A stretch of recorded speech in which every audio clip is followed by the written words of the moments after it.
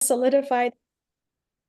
Sorry, thank you. This is she has solidified this as her session because she comes back every year to be with us, which I greatly appreciate. So I'm just gonna read her bio, and then I'm just gonna hand it over to Dr. Brewer. So Dr. Rose M. Brewer, PhD, is a Morse alumni, distinguished teaching professor and past chairperson of the African American and African Studies at the University of Minnesota Twin Cities. She holds affiliate appointments in gender, women, and sexuality studies and sociology. She received her MA and PhD degrees in sociology from Indiana University and did a postdoctoral studies at the University of Chicago. A social activist and a scholar, Brewer publishes extensively on Black feminism, political economy, social movements, race, class, gender, and social change. She is one of the authors of an award-winning book, The Color of Wealth, a number of co-edited volumes, including the U.S. Social Forum, Perspectives of Movement, Bridges of Power, Women's Multicultural Alliances, and Is Academic Feminism Dead? Theory and Practice. Most recently, she co-edited Rod Bush Lessons from a Radical Black Scholar on Liberation, Love, and Justice. Her work includes more than 80 essays, articles, and referred publications. She held the University of North Texas Multicultural Leadership Award, the Sociologist for Women in Society, Feminist Leadership and Social Change, and a Whipping Distinguished Visiting Professorship at the Miami University of Ohio, the Haven/Wright Visiting Scholar Award, University of Wisconsin-Madison, and was a 2013 Visiting Scholar in the Social Justice Initiative, University of Chicago. She is an Ada Comstock Distinguished Woman Scholar awardee, College of Liberal Arts Dean Medalist, member of the Academy of Distinguished Teachers, a winner of the American Sociological Association Distinguished Teaching Award, and a Josie R. Johnson Social Justice Award recipient. Most recently, she was honored with the Common Ground Consortium 2021 Intellectual Excellence Award. Dr. Brewer works for social transformation locally, nationally, and internationally. Um, I feel like that basically more than sums up all of her amazing work that she's done. Dr. Brewer is a mover, shaker, and such an intellectual, but also a community organizer, and just a really beautiful spirit. So I'm grateful that she's back with us today. And yeah, the floor is yours. Thank you so much. It's always really sort of surprising hearing all of that, but thank you for sharing. It really is moving for me to be here today. It always is. I've been coming for a minute now, and always look forward to late November, early December, where all of you, all of the new fellows will be joining. So thank you. I wish I could sit with all of you for a very long time. I know that's not possible. I did read descriptions of your incredible work, and it certainly ties into the conversation we're going to have today. A beginning conversation, because understanding capitalism and its alternative, which is some kind of solidarity economy, is absolutely imperative if we're going to build a different world in these periods of crises. I really was moved by the grounding and the whole idea that scarcity is a myth. There really is enough for all of us. We've been shaped to believe that the slice of the pie is limited, and that's one of the theories informing capitalism as a system, which unfortunately is the system we live under. And my position is if we're going to change it, transform it, we've got to understand what it is. I always like to begin these conversations before getting into more of the nuts and bolts of how capitalism operates to get a little sense from you how this has resonated in your lives. Not everybody has to answer. If you want to put something in the chat, that's fine too. But maybe just a raised hand or just share orally to one of the following questions. Let me just start with the first one. Have any of you thought very much about capitalism? No judgment. Maybe you have, maybe you haven't. But if you have, how so? Anyone want to share? I invite you to do so. Victoria. It is wonderful to meet you this morning. And I have been thinking long and hard about capitalism and have called myself a refugee or a fugitive from capitalism, in that I am running as far away from it as possible. Um, and my goal in life is to not have to trade or sell my time in order to sustain my life.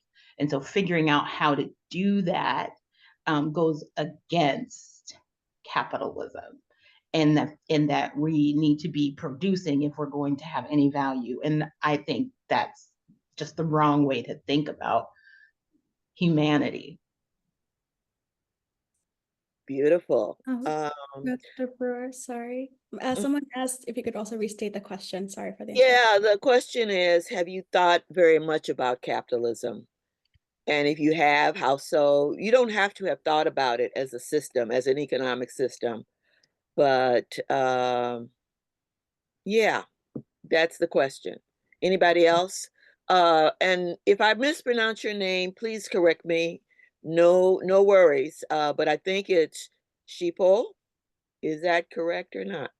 You have it correct. It's cheapo. Thank you. Yes, I think about it literally all the time. And the way in which I think about it is truly, I'm beyond the point of dismantling it. I am more on the point of building the parallel systems that are restorative for us, because at the end of the day, my thinking is Black people cannot succeed in capitalism, because capitalism is built on our oppression, and so it needs our oppression in order to survive. And so for me, and to persist, and so for me, it's about opting out capitalism, especially as we live in this kind of late stage capitalism. So that's how I do it. Wonderful, wonderful. I'm gonna move on, and hopefully other folk can chime in. And I see that there's some comments in the chat. Trying to get a handle on, just listening to the first couple of responses.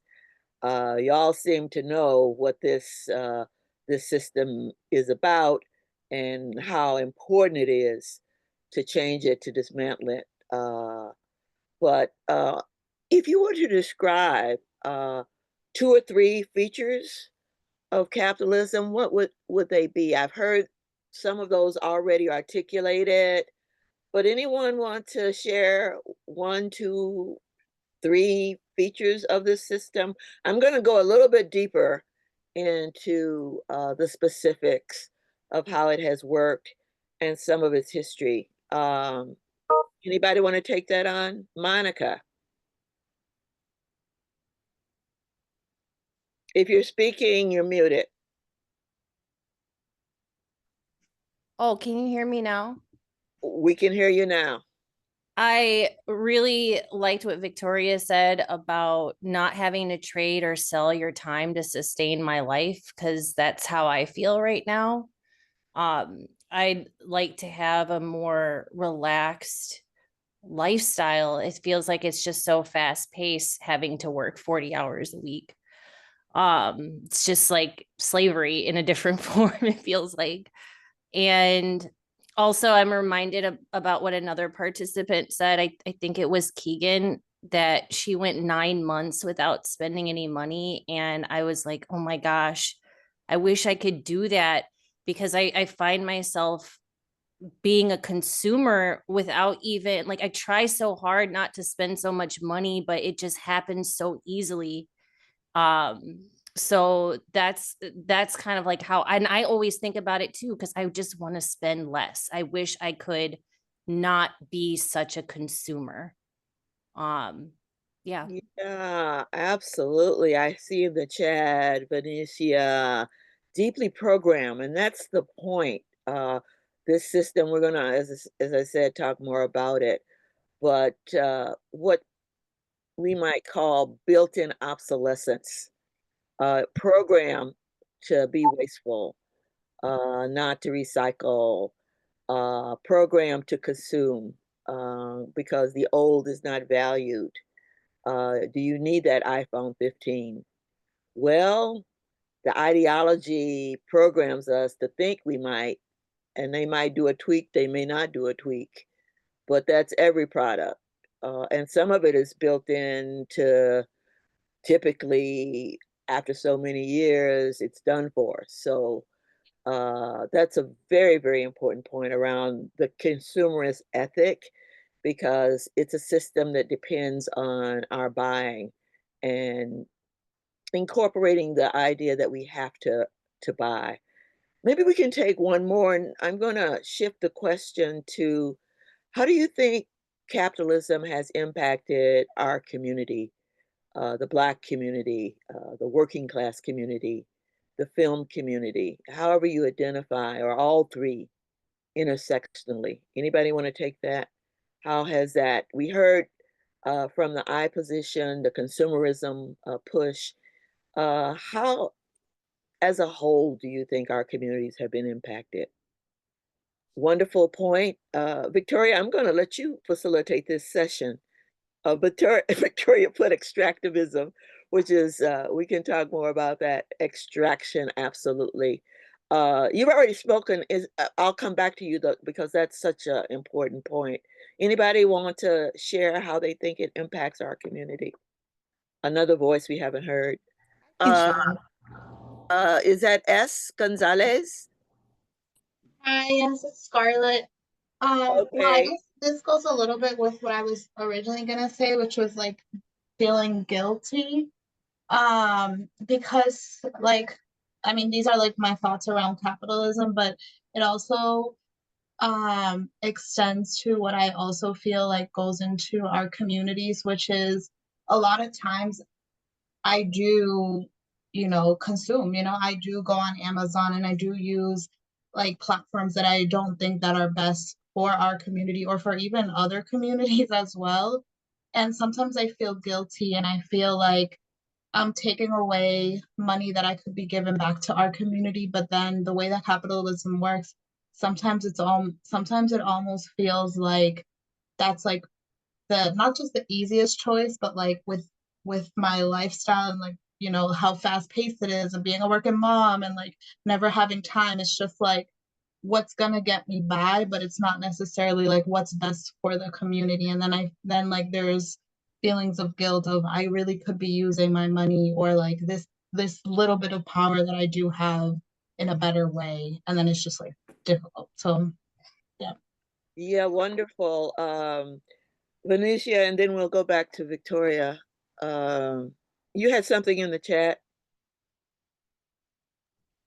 Yes, I said living in survival mode, living unconsciously in scarcity. I think that is a symptom of it. And I'm sorry, I've been on the road and I just made it back home, so Well, but I've thank been you. trying to tune in. That's a wonderful share. And you want to close us out, Victoria? You put extractivism on the table. Tell us about that. If you're talking, oh, never mind. Yeah. I think it's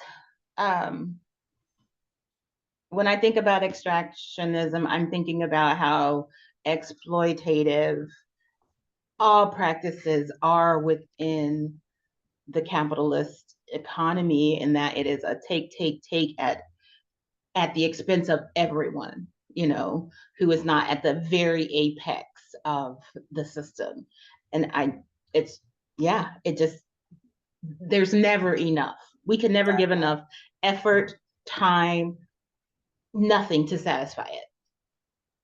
Wonderful. And that's a great lead in to really getting into the weeds about the system, although everything that y'all have shared explains really, really, really importantly how it works. So let's use an example. I'm wondering if you haven't worked at McDonald's, has anyone worked at McDonald's? Other Burger fast King. food place? I worked at Burger King. That's the same thing. So Yeah.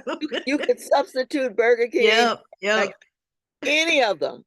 KFC, you know, go down the list.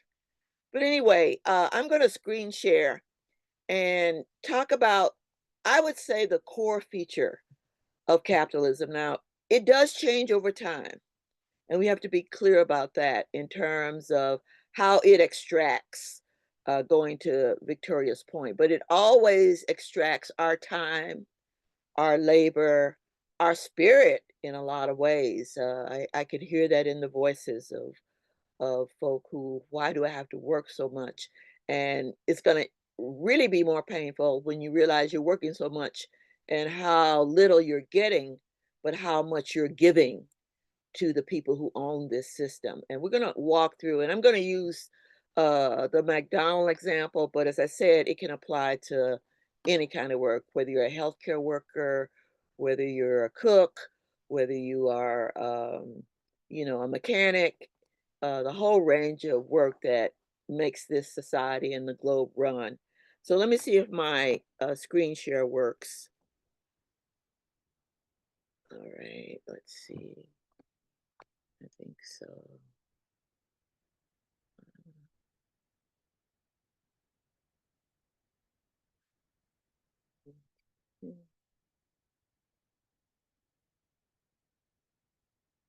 Are y'all able to see that document? Yes. Okay, great. I'm gonna, let me, do I need to make it a little bit bigger? It's fine. It's good. Okay, great. So this is the McDonald's example about capitalism. And at the heart of capitalism, and I'll certainly post this in the chat so y'all can get access to it, is something called the labor theory of value. I'm not going to get too much in the weeds, but you do need to understand this idea. And this particular example is taken from a book that actually I teach from, called Introducing Social Stratification by Professor Dash Gupta. So think about the work that you do. Think about the Burger Kings and the other places that we have worked to make money. But this is a McDonald's that has 14 fast food workers. They employ 14 fast food workers. Not all of them are full-time. Most of the work, you can't get full-time work because they don't want to pay benefits. Y'all know this. At the time that this was example was developed, the pay range from $9.58 per hour to $7.39, and that depended on the work that you were doing. If you were someone who was sort of quote in leadership, sort of at the managerial level, you're probably making more $9.58. Now, this is about 10 years ago that the book came out. With the Fight for 15 and other fights, a number of the fast food places have raised their salaries or their wages to some extent, but nothing that accounts for what we need to live. So these 14 workers make a total of about $336 worth of food that they sell per hour. Remember, they're making, all of them total, if you added up their wages, 57.71 cents per hour. But in that hour, they make and sell 336. And most of these places at the time this was done, they were getting, throughout the day, over 1,000 people are going through those drive-throughs. And you know, sometimes it's more busy than others. Sometimes those lines are out the drive-in area because people are grabbing lunch or breakfast, etc. Yeah, so y'all know how it works. So each hour they work, they collectively produce value worth $279 more than their wages. Remember, they're getting paid, all of these 14 people in total are getting paid $57.71 per hour, but they're producing $336.99 per hour. And some of the franchises would be a lot more in terms of the money. This is a smaller one in a smaller town, but still profitable in that sense. So when they are producing $336.99 worth of value an hour, they really only need to work. Speaking of the time thing, I'm just really thinking about that whole example of having to work 40 hours. Actually, you really don't. They only needed to work 10 minutes and 27 seconds to earn the value of their total hourly wage of $57.71. Does that make sense?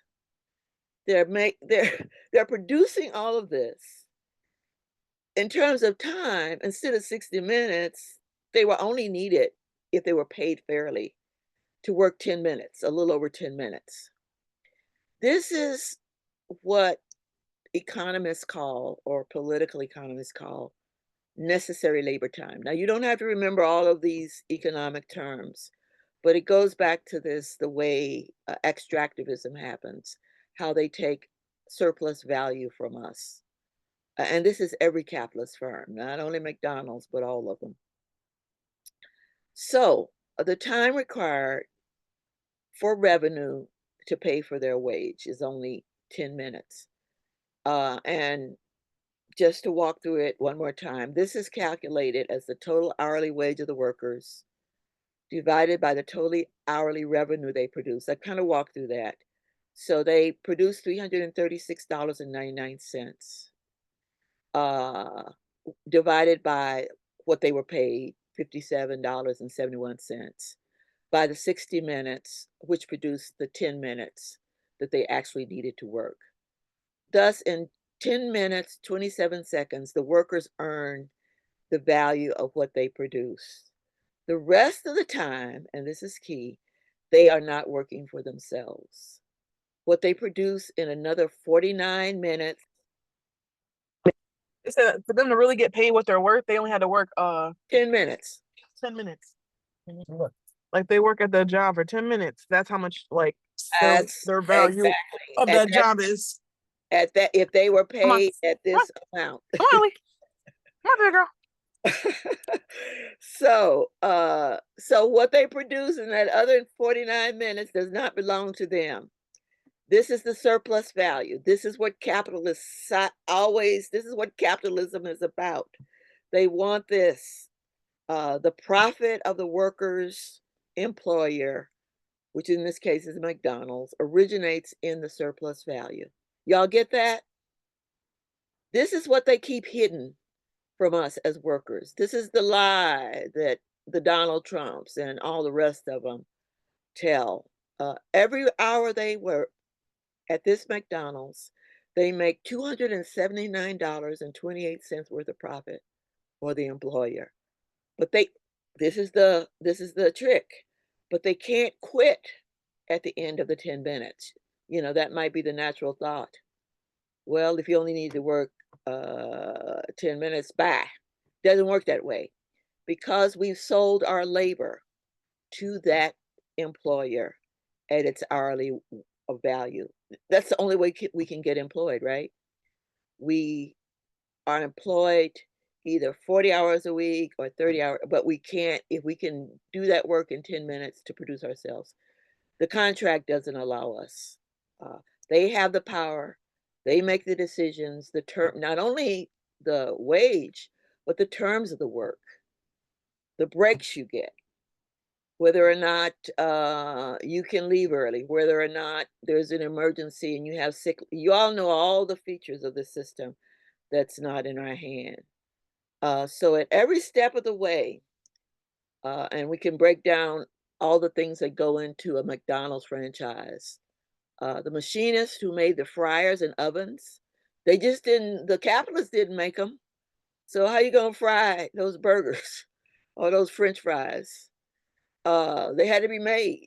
The migrant worker who picked the lettuce and tomatoes, the worker at the meat plant who processed and packed the hamburger, all augmented the profit of the company. And they didn't get paid full price, just like the worker in the company. They didn't do that. They just augmented the profit of the capitalists, what they produced. That is what makes the owners rich. Thus, surplus value is the unpaid labor of workers. If you remember anything, you don't have to even remember the numbers. Y'all have already said it. Why do I have to work so hard for so long? Because that's the way the system is set up under capitalism. And most of what you're producing is not for self. If you could get the full value of your labor, we would have a very different world. And that's the kind of world that we're imagining, a solidarity economy, a socialist economy, a communal economy. And this is the most, if you want to understand how the system works internally, and certainly, it has a whole lot of other features that are ugly. We'll talk about that. The dog eat dog, the ideology, the I'll get mine as long as I get mine. Y'all know how that works. But this is the value that workers create. And keep this in mind, because again, the idea is they want the most important entity in the room to be the owner, the CEOs who make several $1,000,000 a year or get bonuses. Those are not the most important person in the room. This is the key to us organizing and understanding our position in this society. The value the worker creates. The owner can own all the machines, raw materials, which they do, and merchandise, but it is the McDonald's grill or the Amazon worker who packages those products that we go online to get, the grill cook who makes the hamburger, the Nike worker who makes the shoe, the Walmart cashier. And we try to say that this is an important work. It couldn't run without it, who rings up the purchase. Without them, the capitalists cannot earn the value that generates profit and adds to their increasing richness, as you well know. So the capitalist exploits all workers, but super exploits some of us, some workers, paying them even less than the going wage. We know that there are now prison laborers in the US who are doing firefighting and are making about 25 cents an hour. We know that the system is global and international, and you have children in the Congo under 10 who are mining gold, not for the development of their societies, but for the enrichment of those global capitalists, and around the world, paying them a pittance. And we know that the women who do this work, talking about double duty, triple duty, taking care, both social productive work, the worker has to be clothed and fed and housed and often under, duress, as people were saying, about how do you do it all. I'm going to stop this. One more remark about the date, because the system does change to some extent, and we're living witnesses to it. Today, artificial intelligence, automation, robotics, I refuse to go through the self-service line. It's a little bit of a resistance. I know it's oftentimes more convenient because they've reduced the workers at the cash registers to such a small extent. they're overworked and underpaid, but capitalism is always trying to figure out a way to take more from us, to exploit us. So robotics are some of the weapons. If they were in our hands, we would have to work only that 10 minutes, but they're not in our hands. So I'm going to stop the screen share and get a little response from y'all. I hope it wasn't too deep in the weeds. I hope, and I'll again, I'll post this in the chat so you can have a copy of it. But just hearing a little bit about how this resonated with everybody, making sense, explain something about the system that you may have been aware of, but didn't really have the language for. Ashay, and if I pronounce wrong, please correct. Hey, Ishay. Ishay, okay. Thank you, Dr. Rose, for showing us that example. Interestingly enough, I recently moved from being a frontlines worker to working in the nonprofit sector. And it's so interesting to see how in nonprofit, our work is in a different type of labor. And I'm really interested to see like the breakdown of nonprofit labor versus like frontline working labor, right? Because we say we're for the community and our programs are to, you know, advance the community in which we serve. But then there's a certain level of exploitation that has to like happen within the grant process in order for us to be funded. And so I'm really, if you have any insights on that, I would love to hear about that. And one of my favorite jobs was working as a vault teller on the University of Minnesota campus at US Bank. And I ordered all the cash for the branch. And I shipped out all the cash to like the main bank. And just to see how much money I was touching, right? And just counting on a day-to-day basis, seeing the demographic of students that were coming in and withdrawing tens of thousands of dollars, and then the students that had little to no money in their accounts. Right. And just how we were to sell products, credit cards, all these things to students, regardless of what they were bringing in, to kind of get a foothold on them through the credit lines of capitalism, of borrowing more than what they had, or locking what they had into a credit line to keep the bank alive. So yeah, I would love to. That's a perfect example of just what we went through. The first part of your question about the nonprofit. Remember what nonprofits do in this society. Basically, they're kind of middle brokers, if you hear what I'm saying, because most of the money comes from, when you're a nonprofit, it's really a tax status because it allows you to raise money from what? Oftentimes from capitalists, right? That the capitalists provide the grants. There's a big the philanthropy aspect of it. And I know this, I don't want y'all to leave here miserable, but philanthropy is driven by capitalism because what it does, it takes, for example, I think going back to your bank example, if I'm not mistaken, Wells Fargo probably has a philanthropic wing to it, doesn't it? All of them tend to have that. Or 3M has a philanthropic wing. All of them have a philanthropic wing. They've done all the exploitation, but then they have this component that supposedly helps the people in a way that allows for nonprofits to get grants. So it is circulated to some extent back to the community. But since most of these philanthropic entities like the Ford Foundation, like the Mellon Foundation, also get tax write-offs for it, the system isn't let off the hook in that regard. So with the nonprofit, if the leadership in the nonprofit, typically it's a board, right? And it's a CEO, an executive director. If they're savvy, they can, to some extent, I would say, work the system in a way that becomes more beneficial to the community if it's recirculated directly into the community in a way that builds the community.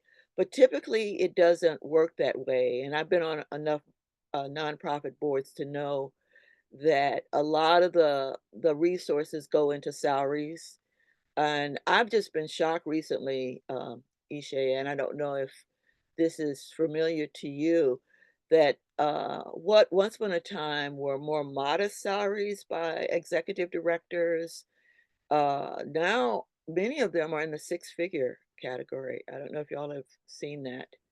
Uh, so a lot of it is, you know, on paper it sounds good, and I don't even know if I'm getting at your question. Is that getting close to what you were trying to dig out about nonprofits? Yeah, I think it's important to highlight how folks in a nonprofit are paid, right? Because it's we can't really break it down hourly, like with the McDonald's employees, right? It's a salary. It's a salary, and we oftentimes are like, okay, well, if we're saying we're not for profit, and then we get into the job, and then it's like profit, profit, profit, profit, profit, like, and there's like little to no offering of free programming, it begins to like, Right. you know, and I come from a frontline workers background, you know, welfare background. And so to move into nonprofit, I was just like, what is like, why can't we just call this for profit? You know, like, Well, what's happening, you know, and I was really confused right. As to like how we can also like be a part of this middle class, right? Like Right. we're the middle broker, but we're also like building on the middle class Right. Right. socioeconomic status in America, but Right. we're saying that we're helping the lower class folks, and the lower class folks sometimes don't have the same access that Right. we do to wealth. Right. Well, and I think you've identified it. It has become a job opportunity for a lot of, shall we say, more educated individuals. Actually, the University of Minnesota is a nonprofit. This is a, can you believe that? It has a nonprofit status. And of course, it employs many, many thousands of people. But that means it has a certain kind of tax status. So greedy that it, appeals to give to the max. You know, that's a bad example, but they do range and they do operate in many instances like a for-profit. And there are some good ones. It's hard to retain um, that mission and that vision, given the way you get money is to carry out the values of the people who want to give you that money. As you all well know, they're not going to be funding an entity that is asserting that we need to dismantle capitalism. That's not going to get funding. That might be the script hidden, but it's not going to be the public script. So yeah, I mean, we live in a capitalist society. The way institutions function have to follow some of the rules of the game. The whole idea of being, to some extent, more strategic about how that system can be massaged is one way to do it, but it's very, very difficult. Um, yeah, very good question. And some people just say, as you were sort of implying, that if this is the way it operates, I might as well be in a profit job. Uh, did anyone else want to quickly respond to the example, or I can move on? I want to talk a little bit more about the history of the system and how it works. Just Who- speaking about nonprofits, I worked in nonprofit for a really long time, and when we started Mudluck, we decided not to be nonprofit because of the board, because of the philanthropy, and because of the way that they are so extractive. Right. And you have to kind of mind the sadness of the community that we're trying to take care of so that they can, pat themselves on the back. Right. Um, Right. and it also, you know, they aren't going to fund the tearing down of capitalism, and we're working outside of these parameters, and we want to be able to pivot however we need to pivot. And so Right, we don't right, want to have to go to the board to ask. We want to be able to just do, and right, that just right, doesn't allow for it. right, right. And you know, that also means that if you do have a board, you probably want to be very careful about their political grounding.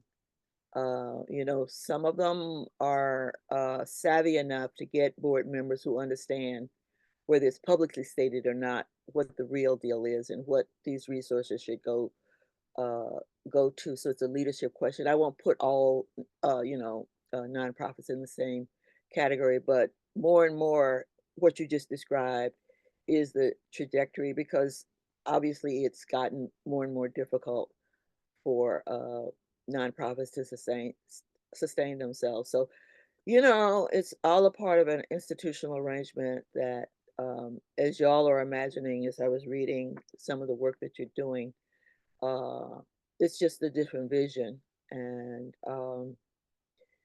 yeah, well, thank you all for that. I'm going to say a bit more about how this system works, and let me just and I couldn't actually post in the chat. I guess I don't have permission to post anything in the chat. I couldn't I can send this document to you, Yeah, because sounds it wouldn't, at least on my machine, it wouldn't allow me to do it. Oh, was it a picture? It wouldn't allow me either. It was just the document that I shared, like, about McDonald's. Okay, yes, please send it and we'll pass it along. Okay. All right. Just a few more things to lift up about the system that we're living in. And we are all a part of it. I mean, I'm not saying that even if we are, I would say, resisting it, trying to change it and transform it, you know, the reality is we have to go to that grocery store and buy food that was produced under the very conditions that exploit, you know, workers who are the food producers, migrant and non-migrant, and not all non-migrant. Many Black folk are migrant workers. Um, Many of the the rural work that's undercompensated is done by Black folk. It's just not the Latino population that is exploited in this way. And I think sometimes the public image is that, but we have to be clear about, you know, what is at hand.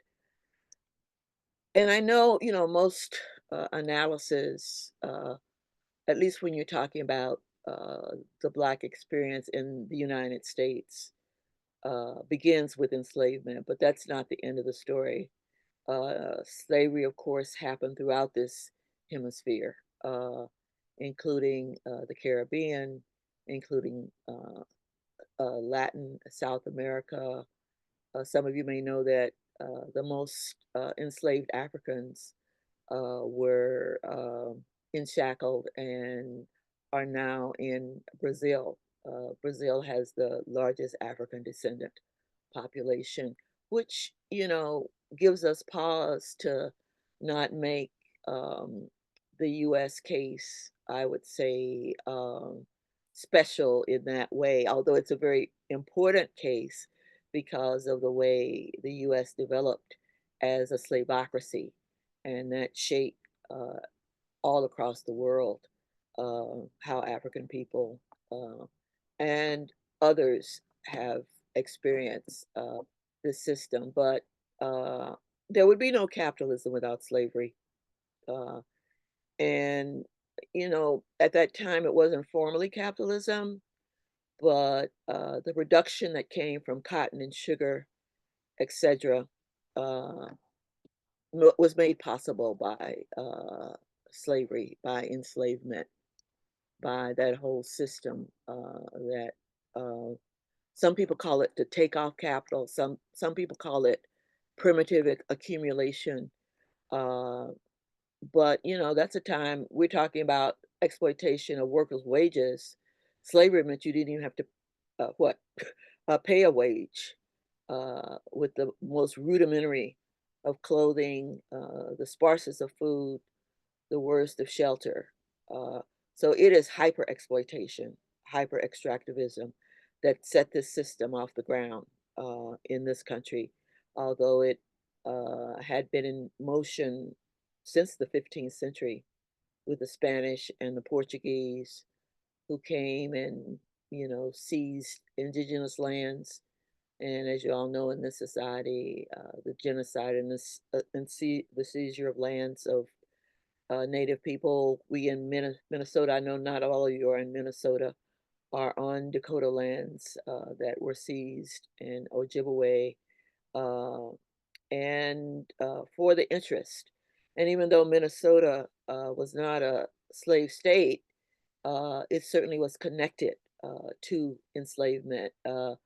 As quiet as it's kept, the university, again, my institution, drew upon resources from slave owners who oftentimes spent the summer in places like St. Cloud, brought enslaved servants with them, made a loan to the university so that it could weather the storm at its foundation.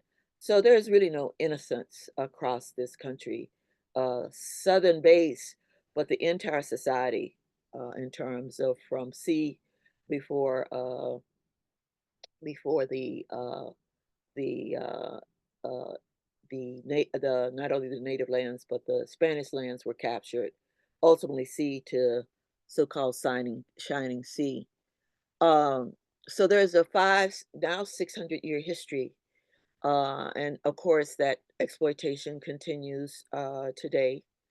Plunder, enslavement, land theft, expropriation of labor. We've talked about some of those. I like to use the term MIAFA. You might have heard that term. It refers to the African Holocaust and the African Holocaust of enslavement. And I know in your studies you probably come across some of this and in your own reading and knowledge about it. But the Holocaust didn't just begin with the shackling, but you all know that about that middle passage where so many people didn't make it to this so-called New World, whether it's in what became the United States or whether it be one of the other areas of the world. The MIAFA. Thank you, Leanna, for putting that in. That's the spelling, and that's the yeah. I mean, back to our community agreements. Let's hold one another.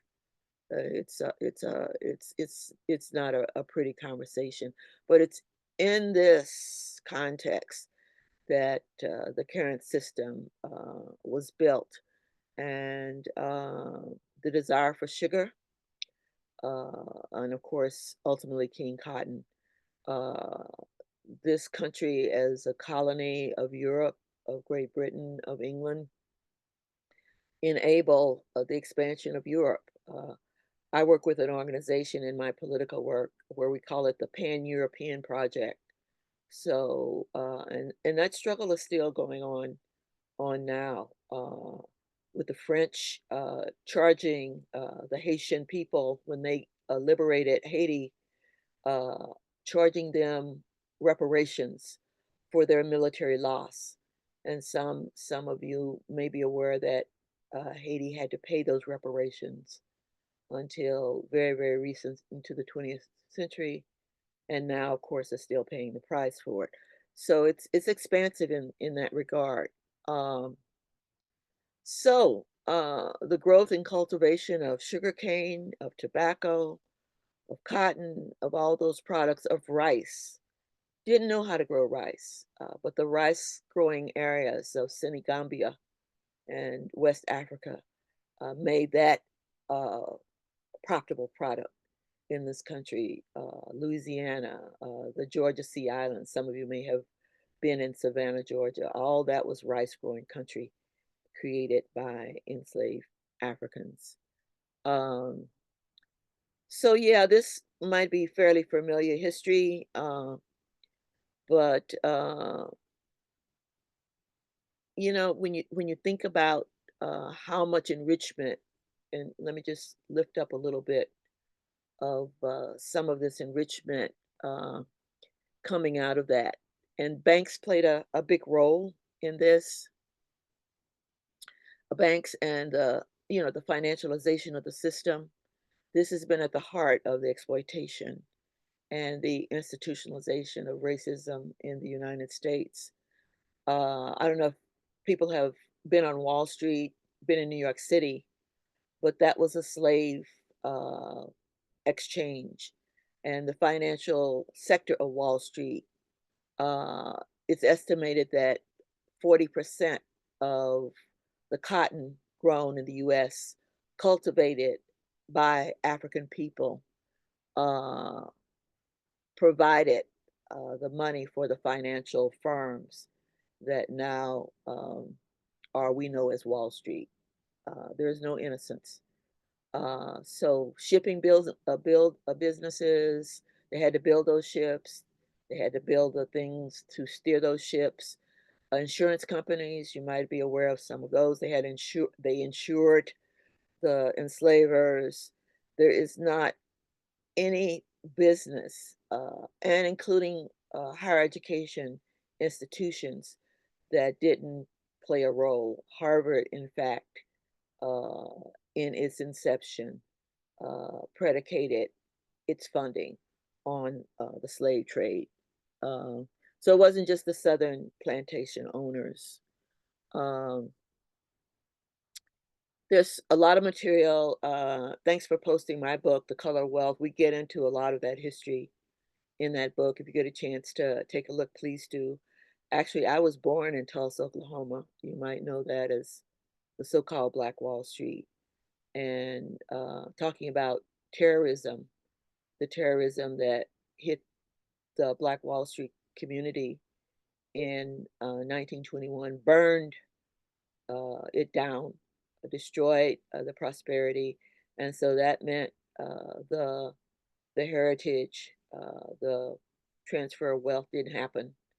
Um, I go back at least once, maybe twice a year, and the north side is still underdeveloped. Why is it always the north side? It's like the north side in Minneapolis is the north side in Tulsa, and still bearing the brunt of that.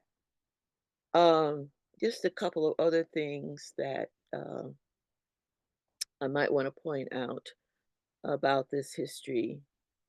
Um, it's an ideology. That was the thing I wanted to say. It's not only, you know, this material aspect, and I'm so pleased that y'all lifted up how we are programmed to buy, to think that, you know, if we only just work hard enough, we can achieve all that we want to achieve. Not taking away hard work, not taking away education, very much know the importance of it, but that's not the whole story. You know, you hear it's a dog eat dog world, survival of the fittest, um, you know, I have to do what I have to do.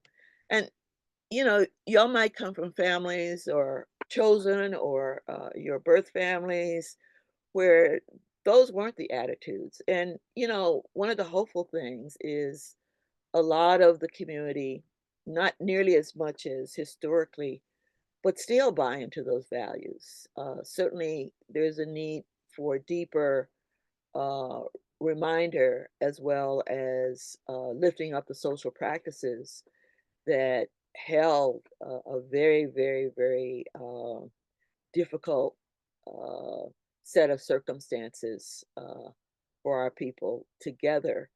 But the idea that, you know, if I ate, you ate, that if, you know, so many of our sheroes and heroes practice those ideas. You can hear some of those stories now, where I was just reading, whose story was I just reading about, and they were just saying that their mother, there were no offerings,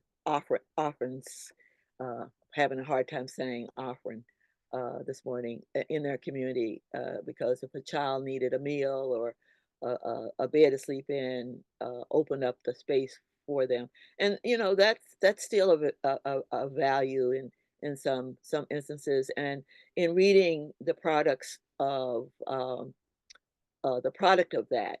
It's a certain kind of mindset. It's a certain kind of set of values, the kind of values that are diametrically opposed to the dog eat dog. I'm going to get mine. You know, what's the churches now? The prosperity church mentality, which is not uh, spiritually anything we want to embrace. Uh, but it's an ideology, and if we are captured in that, if you know, the great revolutionaries have always said you don't need to physically harm someone if you have their minds. And so part of our struggle is also a mental political education struggle as well as a social struggle. It is that because people have to live, they have to eat, and that's real. But it's also, you know, a way of how we think about the world and how we relate to one another. And I like to think about the solidarity economy as a venue for putting some of that in practice, because the principle there is everything we produce has value, and it makes it important that all of that, in fact, is the economy. It's just not a singular thing, it's all of that. And as we bring together all that we produce in communal and social relation, then we can have an economy where everyone can live a good and robust and humanitarian life. That's not out of the reach. Back to the original point, you know, scarcity is not there's a lot of robustness. It's how, as we just talked about, how it gets distributed, who gets it, who has the ability to seize it, to extract it. And if the system can be put in place for those of us who are committed to social change, it can be changed. And I don't know if you all seen, I hope I can share this, something called uh, numeration. Does that term sound familiar? It's the it's the solidarity that the starling creates, and it's a beautiful, beautiful representation of communalism and the solidarity economy. It's about cooperation, uh, altruism, compassion, mutualism, love. You can come up with all the terms, but why not build an economy that nurtures these better angels and builds our solidarity? That's at the essence. But let me just see if I can share this with you all, and we can spend the last few minutes that I have. We can uh, have a bit of a conversation. Let me just. I'm going to try to pull that up. Okay.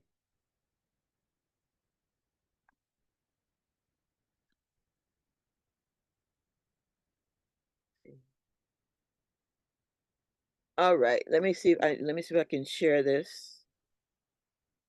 Okay. Can y'all see that? Yes. Okay.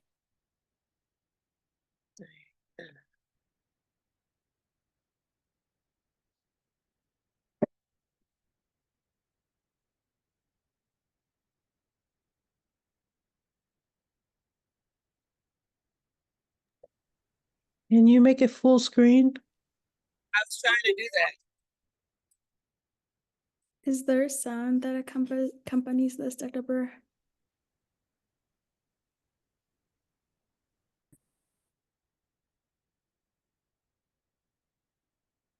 Oh, Dr. Burr, I don't know if the sound is coming through.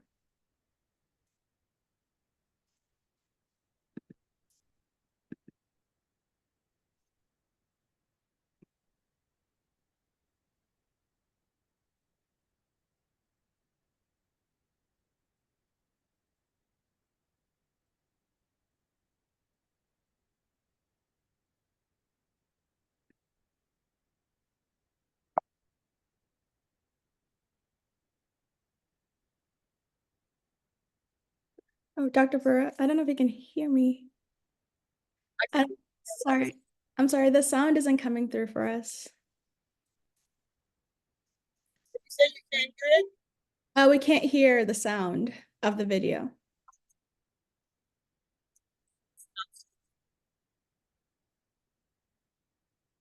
This is so exciting because when you said murmuration, I thought you said numeration.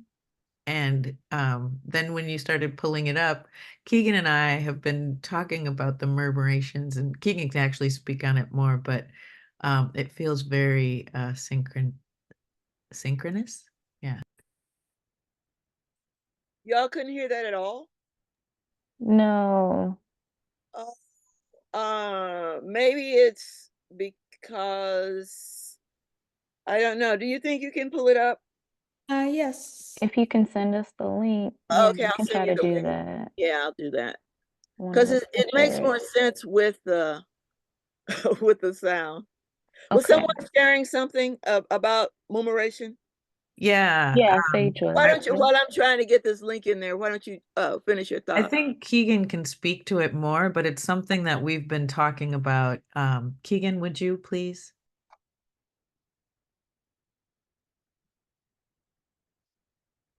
Hello, can you see me, hear me? We can hear you. So go right ahead. Well, Sage and I have been building together for years, and we both have had experiences with nonprofits, with community organizers, or other places like that that seem to support the hierarchy of white supremacy and how power structures should go. And so I was telling Sage, this is years ago, that I'd like to function more as a murmuration as opposed to whatever models we've been given. So I think with the visual examples you're showing, I think everyone understands what you're illustrating. But I haven't got my tattoo yet, but I was going to get a murmuration tattoo because I feel so strongly about this type of this sharing of power, sharing of direction, this group type of way of operating. That's what we're trying to be on. Excellent, excellent. And I'm trying to put this in the chat. XOSE1.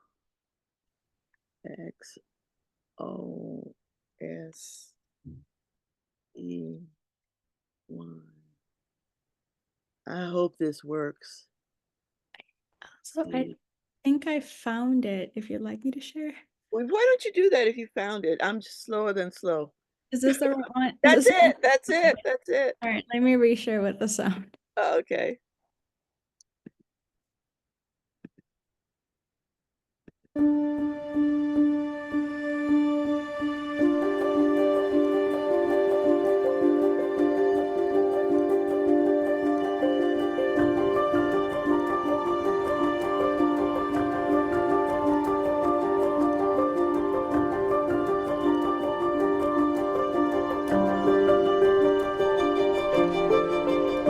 Oops. What did I do?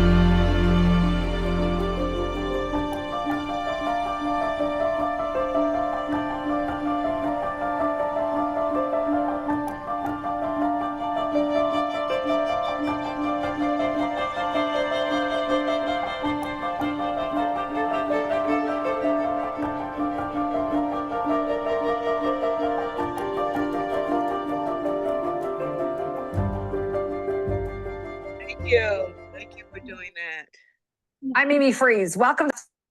No, you don't want to hear Fox News.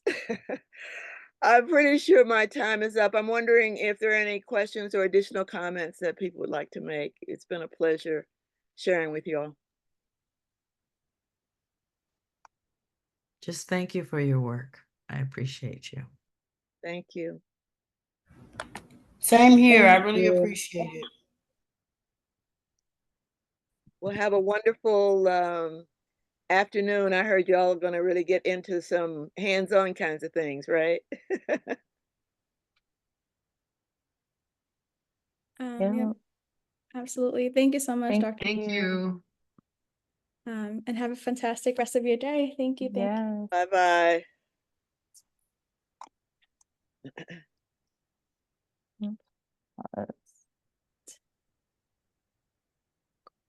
I'm gonna pause the recording. We're gonna get started here shortly. All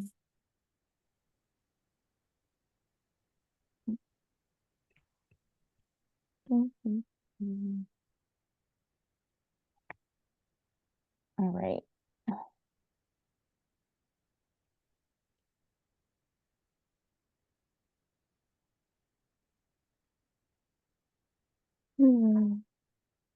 Okay.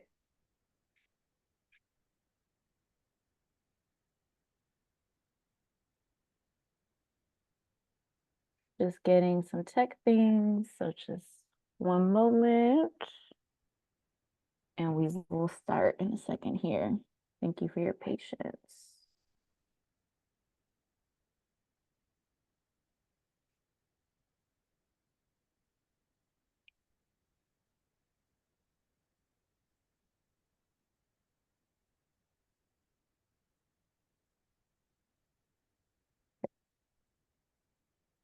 All right, welcome back, everyone. Gonna get started now.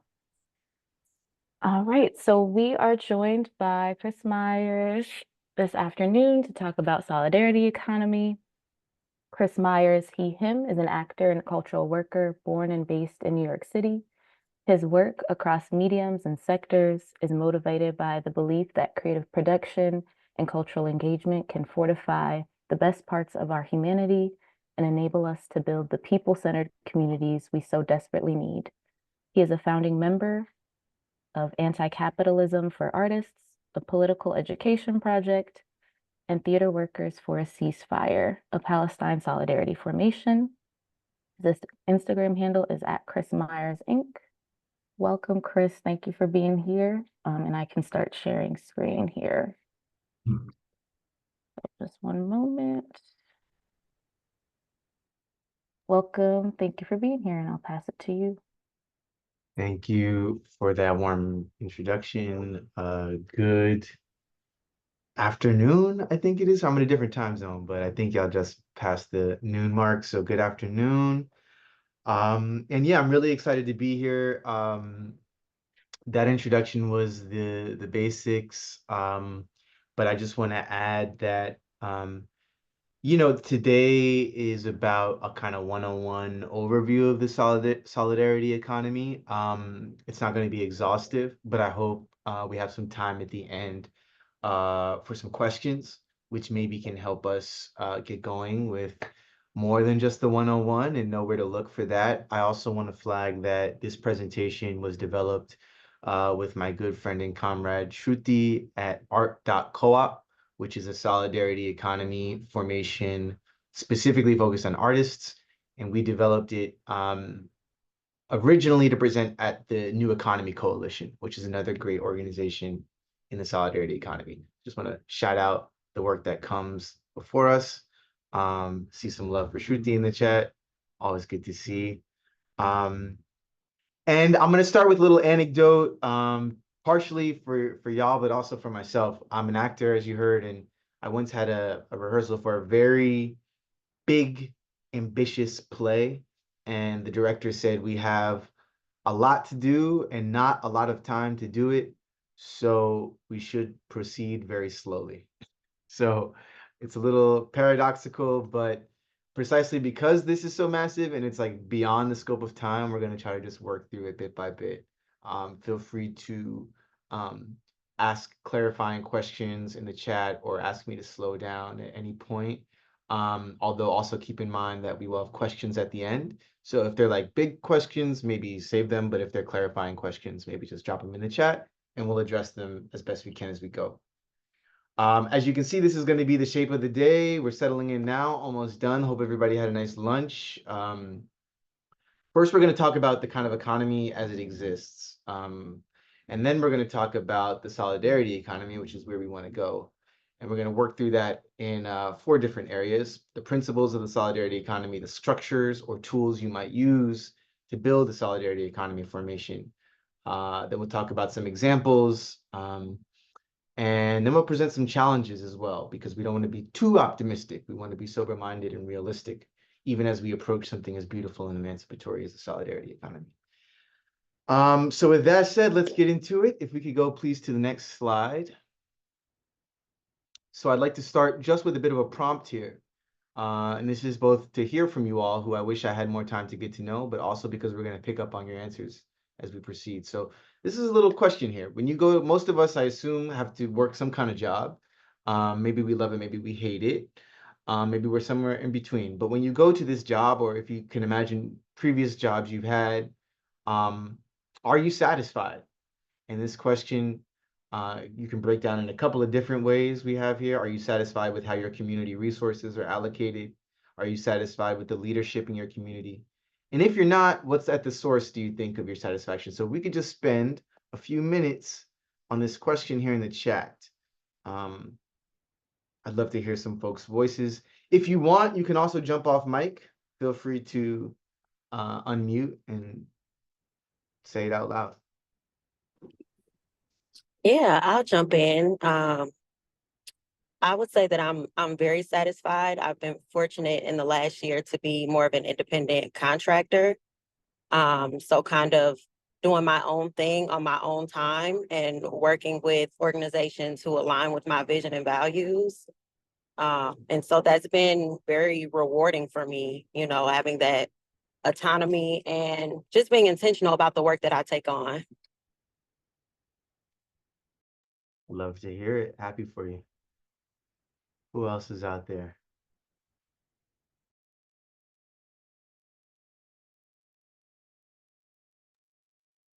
I mean, I work for myself, but it's the way in which I still have to work for myself. Yes, I have my autonomy, but again, I'm still within the capitalist economy. So the way in which I have to work for myself and the way in which I have to, show up for my clients is, is still an adaptation to the capitalist economy.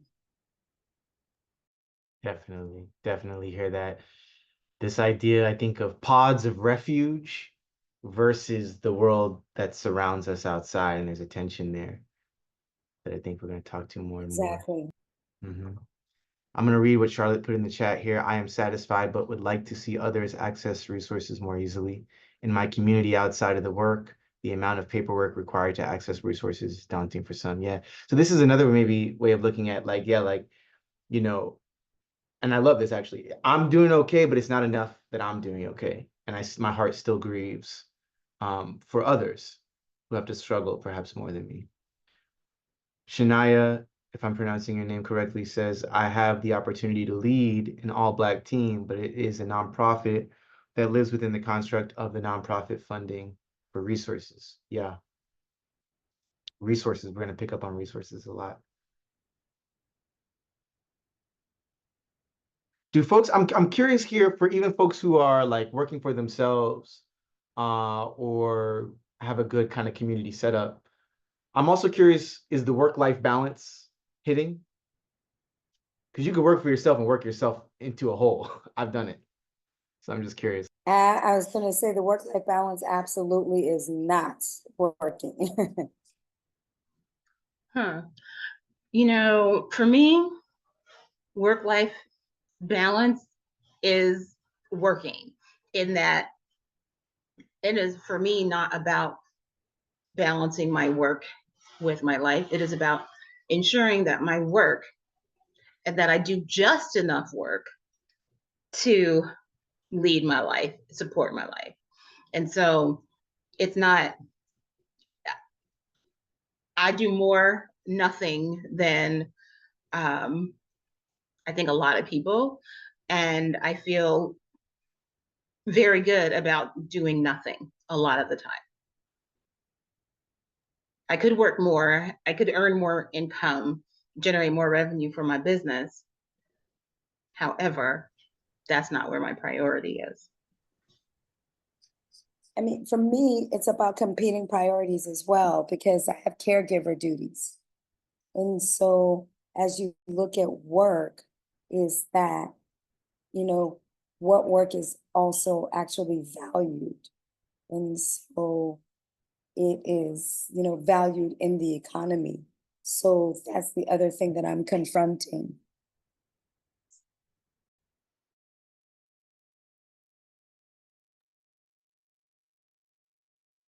Gonna read the chat since it's been a bit. We have Charlotte saying it's balanced because I'm old and I've had time to figure it out, while my level of expertise gets me an easier setup. Yeah, so it takes a while to dial these things in. I think a lot about young people, especially right now. I have a sick fascination on YouTube. There's a whole like hustle grind entrepreneur culture thing. And it's like really strange watching like 18-year-olds who have like no experience tell you how to be a boss. But you know, I mean I think about I like I said, sick fascination. It's like a cultural research project for me because I'm like, wow, like this is how deep, you know, this kind of ideology has gone. But yeah, it takes time to actually learn how to balance your life. Um, Brianna, I work too much, it's overwhelming. Jenna, yes, I am happy in my work. I have autonomy as a business owner, but I also have to work within the capitalist system. I grieve not being able to do more within my capacity, as there's only so much I can hold and still try to maintain wellness for myself. So yeah, balance is still an issue. Monica says, I'm grateful for my job to be able to support myself. I enjoy a lot of what I do, but not everything. There are definitely areas I'm unsatisfied with, especially the 40 hours plus I have to do work being on the computer so much. I see a lot of pain and suffering on the street, and it's hard to be in the grind mindset when I see it. Yeah. So this is really, really powerful to hear from. Oh, sorry. I see Ashay. Am I saying your name right? Hey, Ishay. It's so interesting because I feel like my work is internal. Like I found value from like my healing work, if that makes any sense. So like not what I'm able to produce for capitalism, but what I'm able to produce in terms of like healing 7 generations back and 7 generations forward. And that work is just as equally as exhausting as like working 40 hours a week, right? But like I found my value in like having a deeper awareness of self and being able to share that with others, and then creating space for that, because even in my own like day-to-day job, it's still in alignment with like my work value of wellness. So I'm seeing like a different type of exhaustion in terms of like this push to like be better.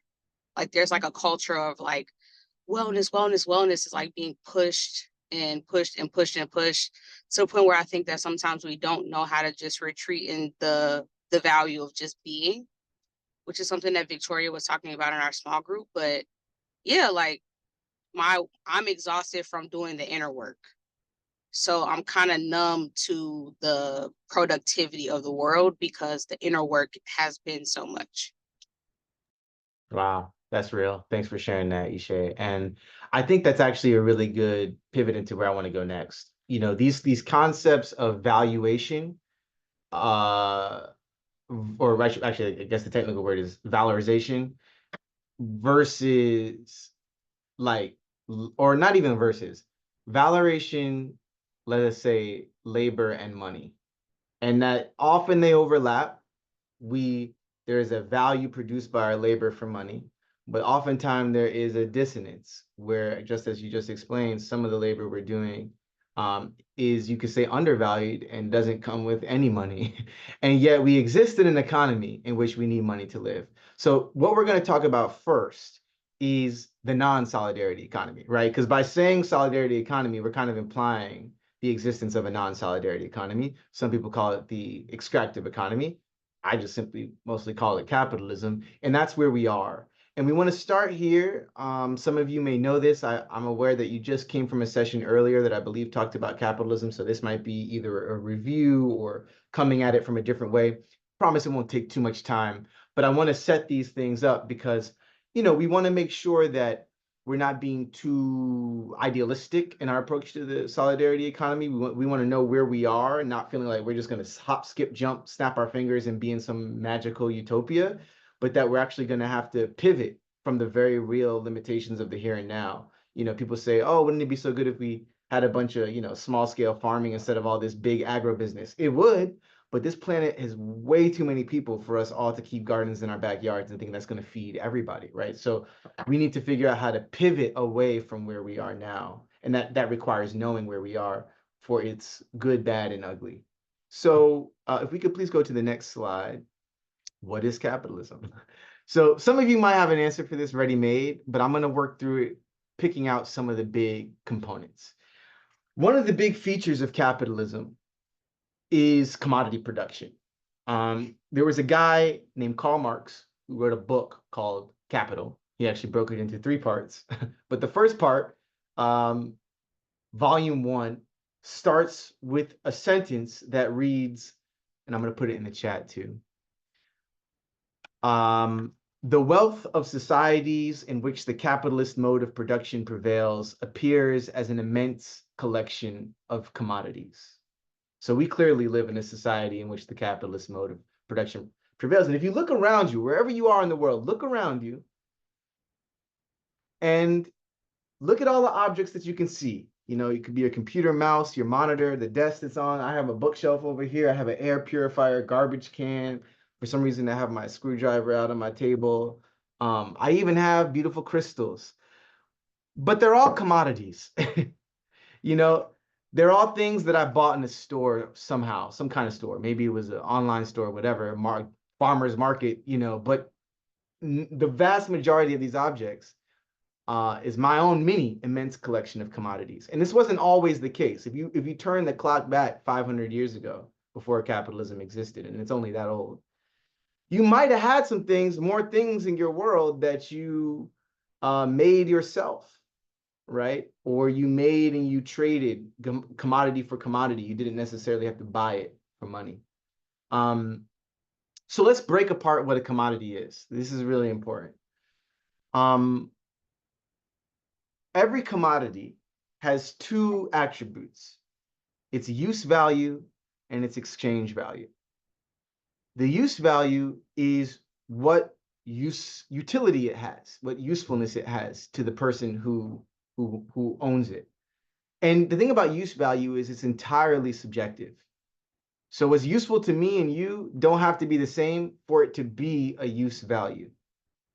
So an example of that might be, I don't know, mayonnaise. I think mayonnaise is disgusting. It has 0 use value to me. I will never buy mayonnaise. But somebody else might love mayonnaise, in which case it has a very high use value. They put it on sandwiches, they put it on, I don't know what people put mayonnaise on. That's how much I don't like it. But I don't know, eggs. Do people put mayonnaise in eggs? I don't know, right? So use value is subjective, but it has to exist, right? The other value that a commodity has is the exchange value, which is the amount of something that it can be exchanged for another thing. Generally speaking, most of the time that's money. So this pen has a use value to me because I can write with it. And I like to write my thoughts down and write scripts and all kinds of things. And it costs, let's say, $2, right? So the exchange value is $2. The use value is I can record my thoughts and create things from my imagination. Thing about capitalism is that it increasingly puts everything into the commodity form. So when we were just talking earlier about care work, right? Care labor could be self-care, it could be family care, it could be healing, right? A lot of that work is purposefully not put into the commodity form because of really patriarchy and other kind of systems of oppression. But the vast majority of things that can be put into the commodity form are, and of course, care work is put into the commodity form. You have like nursing homes, you have home attendants, you have therapists, you have a lot of care work that finds its way into the commodity form, which is not all of it. But even things like air can be put into the commodity form, right? Like you can literally go into a store and buy, I don't know why people would do it, but you can buy air like bottled from the Himalayas or something like that. And it, I don't get it, but people buy it. So we have to ask ourselves, how does all of this stuff find its way into the commodity form? And we know that there are certain things which we say are freely given by nature. So this would be air or water, right? Earlier forms of shelter might be freely given by nature. Like if you rewind the clock thousands of years when people were living in caves, like that was freely given by nature. And it does a pretty good job of like keeping you safe from rain, snow, providing a little protection from the warmth if you build a fire in there, right? But the majority of what we have in the commodity form has to be made through production, right? Food, clothing, shelter, medicine, even basic medicines, right? Before we talk about pharmaceutical industry, when people were taking plants and things from nature to be medicine, right? Most of that stuff has to be worked on, right? Even if you're hunting, you need to kind of get the wood, sharpen the end, right? That's a tool that you're producing, and then you take the spear and you even the act of hunting is an act of production. You are producing food from wildlife, right? Wildlife isn't food until you hunt it, kill it, prepare it, cook it, serve it, right? That's all acts of production. So we can't escape production, whether in capitalism, pre-capitalism, post-capitalism. Human beings will need to find a way to produce their own survival and hopefully beyond survival. They're thriving, right? And so in order to engage in production, we work with what we might call instruments and means of production. Like I just said, an instrument of production might be a spear, right? A kind of tool that you use in production. The means of production might also, in today's world, right, be factories. You could even say data centers. So much production happens through the internet. So if you own the big, giant data centers with the fiber optic cables that connect us digitally, that is in fact the means of production. And the thing about capitalism is that all of that essential instruments and means of production that, again, humans need to survive, we need to engage in production. All of those instruments and means are privately owned through a conception called private property, which actually is, again, not that old. Even in feudal systems or other oppressive hierarchical systems, there was still not such a strict notion of private property. Like, for instance, in feudalism, peasants might live on the land, and there's nothing glorious about being a peasant. But the lord who owned it, you might have generations of peasants living freely off the land. And even though a lord like owned it, he wasn't trying to say, oh, you can't be here, get out, get off my land. It was just people were living off the land. They build houses, they hunt, they farm. Now, if you want, like, you can't pitch a tent in your local park. The cops will come and say, this is private property and kick you out. It's a very new thing. So you have, yes, exactly, the commons. There's so much that I wish, I'm sure I want to, a great book on this is The Origins of Capitalism, if you want to check that out, by a woman named Ellen Meisenswood. And she explains a lot about how the commons was transformed in early capitalism. But moving on, we then have labor, right? So things freely given by nature are worked on with instruments and means of production by labor, right? And so capitalism is also unique here in that we're called free laborers. Workers have a commodity to sell, which is their power to labor. Oh, thank you for switching this side up, the slide. Workers, we have a commodity to sell, which is our power to labor, right? So when you go to, like, if you worked in a coffee shop or something like that, I remember when my first job out of school was working for Pinkberry. And I thought, oh, this will be easy enough, just, filling up cups with frozen yogurt. What I found is because I was a Black male, they were like, oh, you can do shit like lift the boxes off the truck, or, you'll do a good job cleaning the floors and shit. So I barely filled up cups with frozen yogurt. They had because what I sold was not my labor. I sold my ability to labor. And so for that 8-hour day, my boss basically owned my ass and told me what to do. So we're meant to think that we're free laborers, but really what we're doing, and Marx would say, instead of the old slave system, under capitalism, we rent ourselves out to masters that we choose, but nonetheless, we have to choose a master, right? Because if we don't have a job, we don't have money, we don't have money, we die. Because there's no act of direct relation with the land. We don't own the means of production, right? They do. Capitalists do. So we can't just go to Central Park. I live in New York City. I can't just go to Central Park and be like, fuck it, pitch a tent, start hunting squirrels. You know what I mean? It's literally impossible. So I must choose my master, and I must sell myself for 8 hours a day where my master tells me what to do. So I would say that a job under capitalism is wage slavery, is what I would personally say. But some people call it a job, and that's the great kind of ideological divide that we sometimes have to overcome. So let's talk about labor and why labor under capitalism, the non-solidarity economy, is such a problem. Okay, so here's an example. Let's say you work at a coffee shop, 8-hour shift. Here in New York, we've got a $15 an hour minimum wage. Okay, so an 8-hour shift, $15 an hour is $120 a day, a shift. Okay, now let's say you work, again, I'm in New York City here. It's completely conceivable that in 1 hour of work, I can sell like 12 overpriced coffee drinks at $10 a pop. So in 1 hour, in my first hour of my shift, I can sell 12 $10 drinks, which is also $120, which means that in my first hour of work, my 8-hour shift, I will have earned my entire day's wage. But do I get to go home?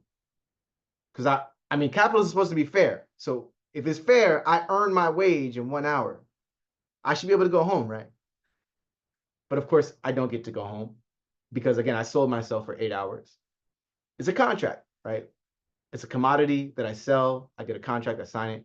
I have to stay for the next 7 hours, which, again, this is all napkin math, theoretically means the additional $840 that I earn in the next 7 hours, I give to my boss. So I work the first hour for myself, and the next 7 hours, I work for free. And everything that I make in that next 7 hours, I give to my boss. And I'm just one employee, right? The boss has multiple employees repeating this multiple times a day, every day, right? And especially if you're a corporate chain, we're talking tens of thousands of workers repeating this every day. So that value that I generate beyond which I receive back in the form of my wage is called surplus value.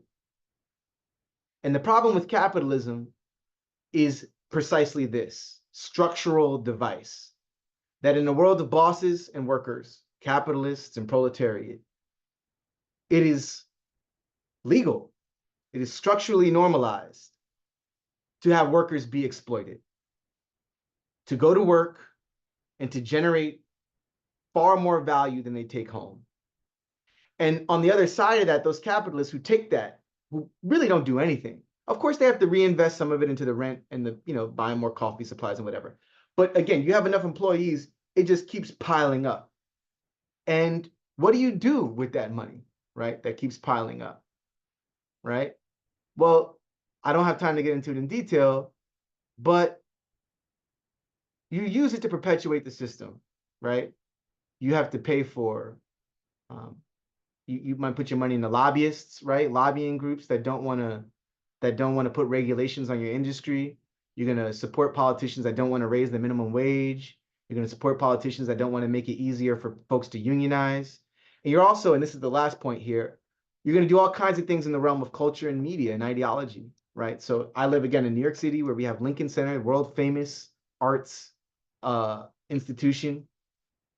And you look at the left and it's the ballet hall. It's the Ed Koch Ballet Hall. One of the Koch brothers put however many millions of dollars in it. So his name's on the wall. You go in the other one, the concert hall where the symphony is, that's the David Geffen concert hall. He put his name in because he gave, Jeff Bezos doesn't like the way people talking about him. He buys the Washington Post, right? Elon Musk doesn't like the way people talking about him. He buys Twitter.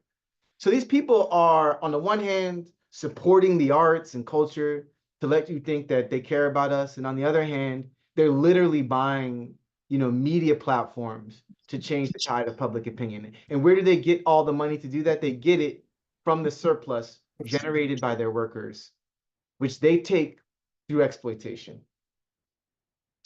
So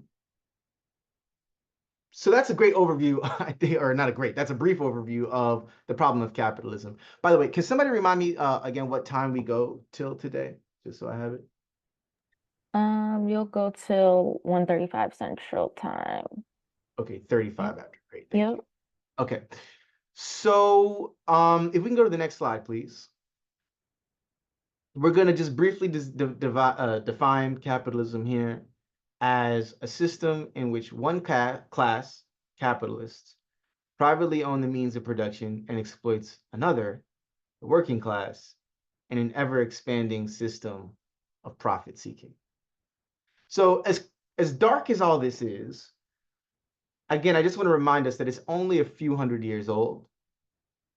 It was made by people, and it can be remade by people too. So you have to bear that in mind as well. All right, so let's go into the good part. What is, thank you, solidarity? I would love if folks could sound off in the chat with what they understand this word solidarity to mean.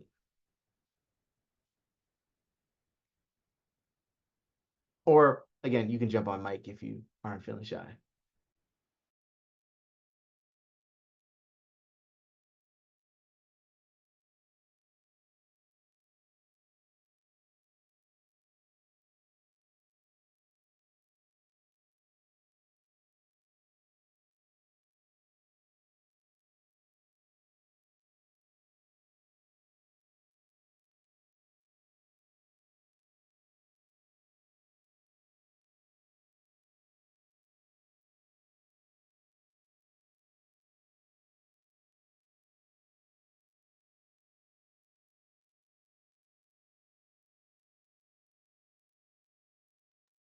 Okay, so I'll just start by reading the chat here. Charlotte says, sticking together over common issues, which is seconded by Monica.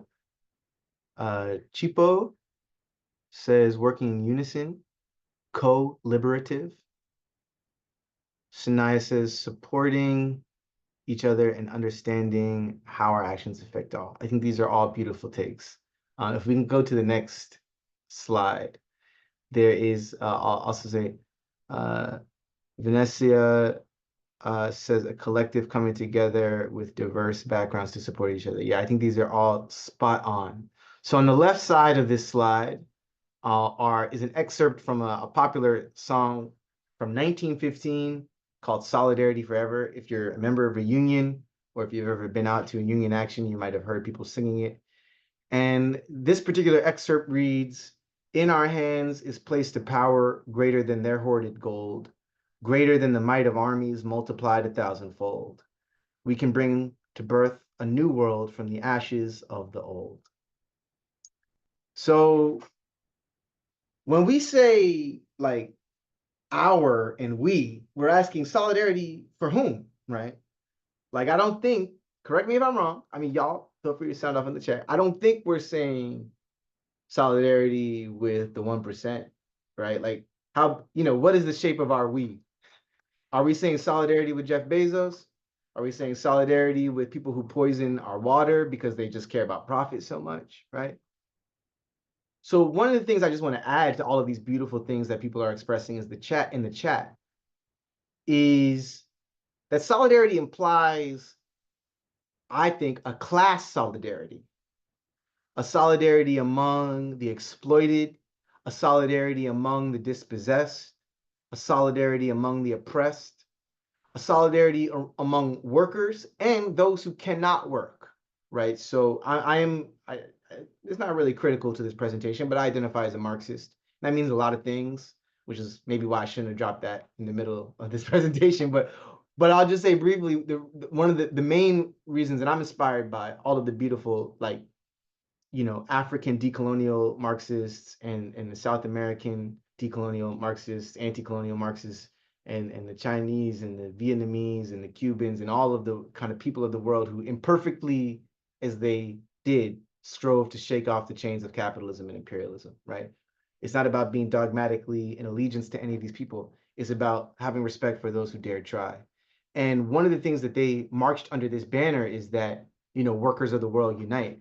But the reason why they're so obsessed with workers is not because there's like a special fetishization, but because of the fact that this problem we talked about earlier, capitalists get all their power and their profit from exploiting workers. So when, as dark as this system is, as much power as they have, that's why it's important to look at these lyrics and say, if the people who work simply figured out how to get together and do things differently, we actually have more might than any armies 1,000-fold. We have more wealth than their gold pooled together, right?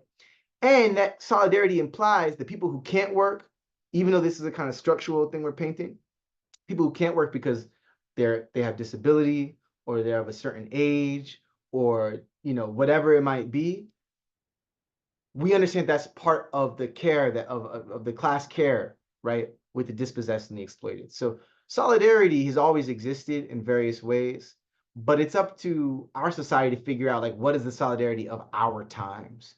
What is the mass movement that we can build to pursue a different path for nature and for people? And I agree with everybody who's talking about a common condition, a common struggle, and a common goal. So if we can go to the next slide. So we talked about what is solidarity. Now we're going to talk about what is an economy. And then we're going to put it together and talk about the solidarity economy. So we're getting there, brick by brick, right? So a little chat prompt again for folks. If we were going to snap our fingers and build a different world instantly, which again is something that I caution against too much utopianism, but as an imaginative, in practical terms, but as an imaginative exercise, if we could do it, snap our fingers and we're in the new world, the solidarity economy world, the whole planet solidarity economy, what kind of things will we need to bring from this world? Like, what kind of things will persist into the new world? And I want you to think about some of the stuff we've been naming and talking about in the scope of this call, but of course, go off and go crazy and let me know what you think. So what are we bringing with us from this world into the next? Medical care, Monica says. Absolutely. Charlotte says very little. Well, so far we only have one thing on the list. So far Charlotte is making a strong point. But I do suspect we'll need to bring more than medical care. The question is, what if we were going to snap our fingers and jump into the solidarity economy world of the future, where everything is solidarity economy? What kind of things will we be bringing with us from this world? So what kind of continuity will exist from this world into the next world? Education, absolutely. Good housing, yeah. Right, and I love good housing because it's like some people have good housing now, but not enough people have. It's a housing for all. I love that. Yeah. Food security, sustainable food security.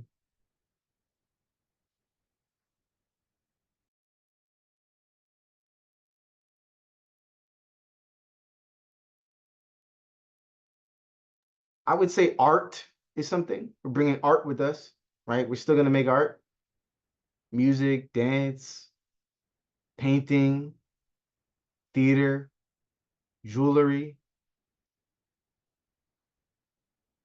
All that's coming. Community.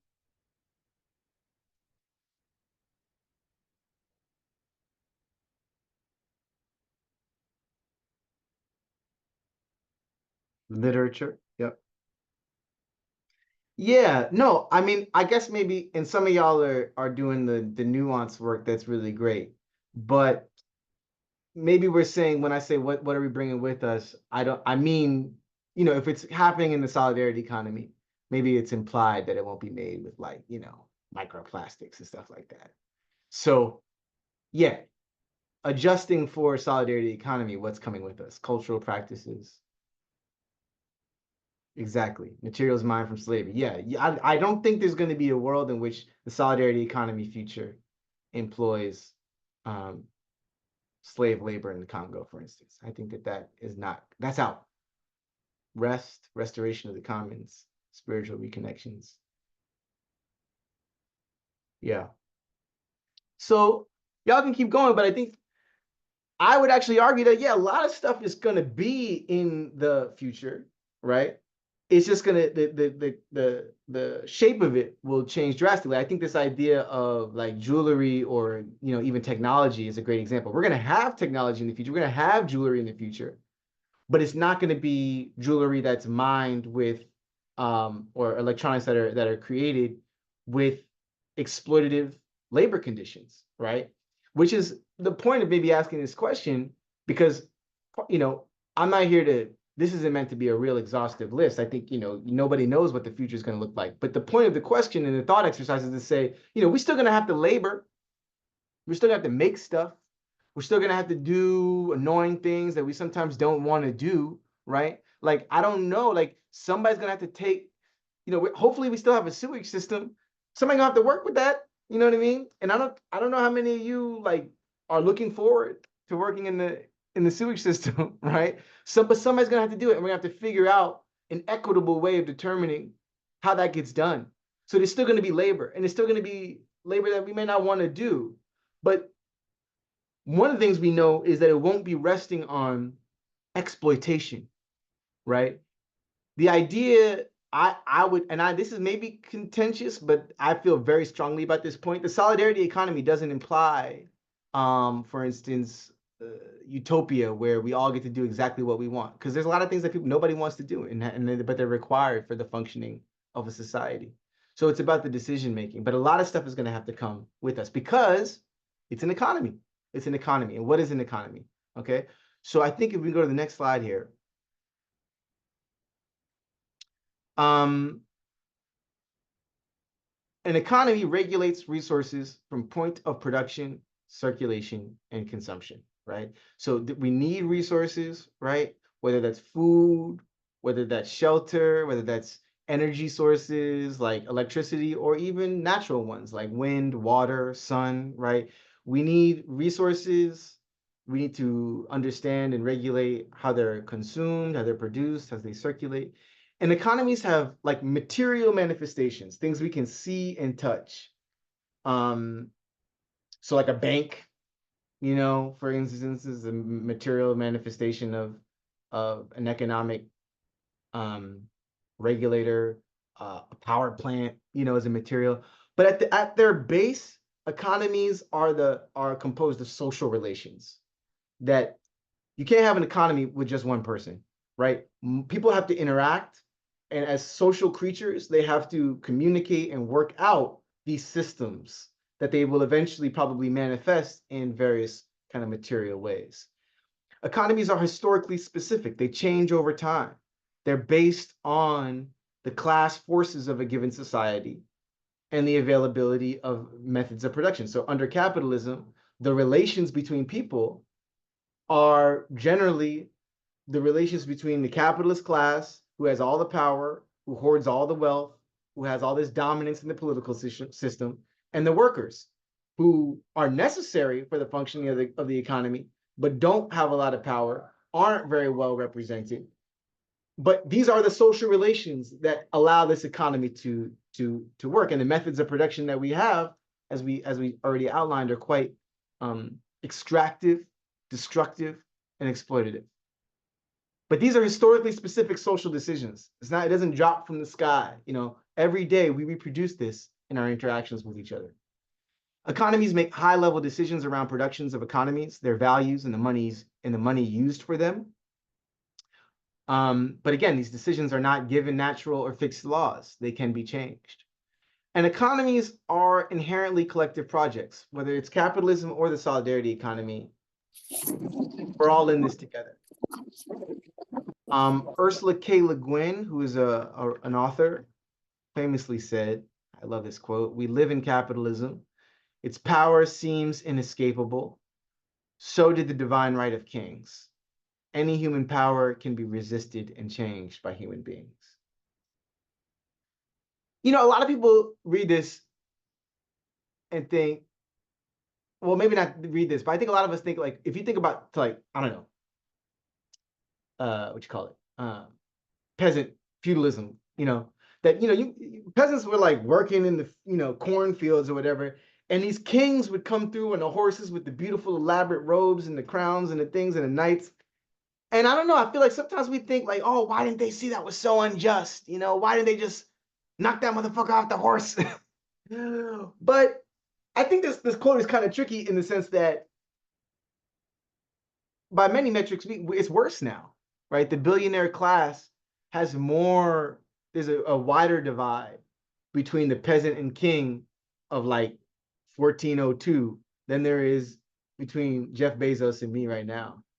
There's some statistic that if Jeff Bezos got like $2,000 a day from the time of Jesus Christ till now, he's still, what is this statistic? Oh God, I used to know this one. Does anybody know this one? He would still have like more money. I forget. He still wouldn't have as much money now. Yeah. If he got $2,000 a day from the time of Jesus Christ till now, he would still have more money now or something like that. Which is crazy. So, you know, we live in a world where Jeff Bezos wakes up and he decides he wants to go to space, as he did a couple years ago, and people just figure out how to make him into an astronaut, you know, while Flint still doesn't have clean water.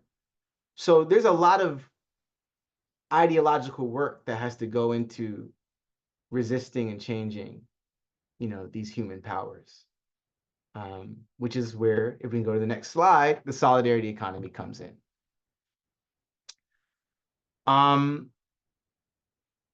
So let me make sure we're on time here.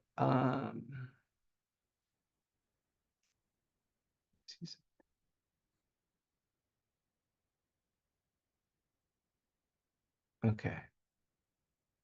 Yeah, we're doing okay. So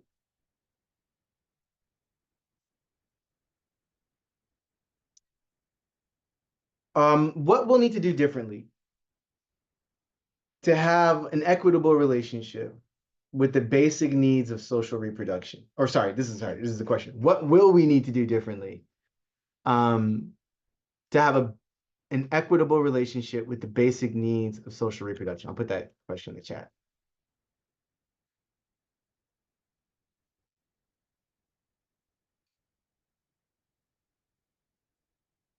Right? We know we're gonna have to work. We're gonna have to labor. We're gonna have to build things. We're gonna have to do things sometimes we don't want to do. But how can we do them differently in order to have an equitable relationship with the basic needs of social reproduction? Chipo says, pull labor, pull capital.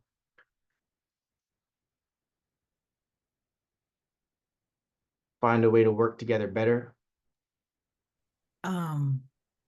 Can I say something? I feel like labor hits different when you are working in solidarity. And so like you feel the importance of the things that you're doing, even though they aren't things that you might want to be doing.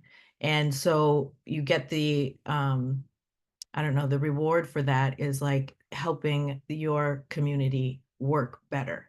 And so, you know, even things that I don't necessarily like doing when it comes to building our collective through Mudluck, like, you know, it's fun to go through and see what monies we made and pay the bills, and like, because we can. These are like good problems to have, is how I kind of look at it.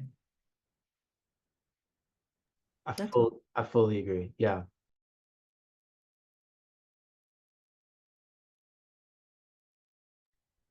If I could speak too, I think too, holding space for caretakers or people who might not be able to physically labor, that came up in an earlier conversation about valuing caretaking. And I think that maybe, well, because of capitalism, a lot of us are led to believe that becoming an entrepreneur and starting your own business is like the way to succeed.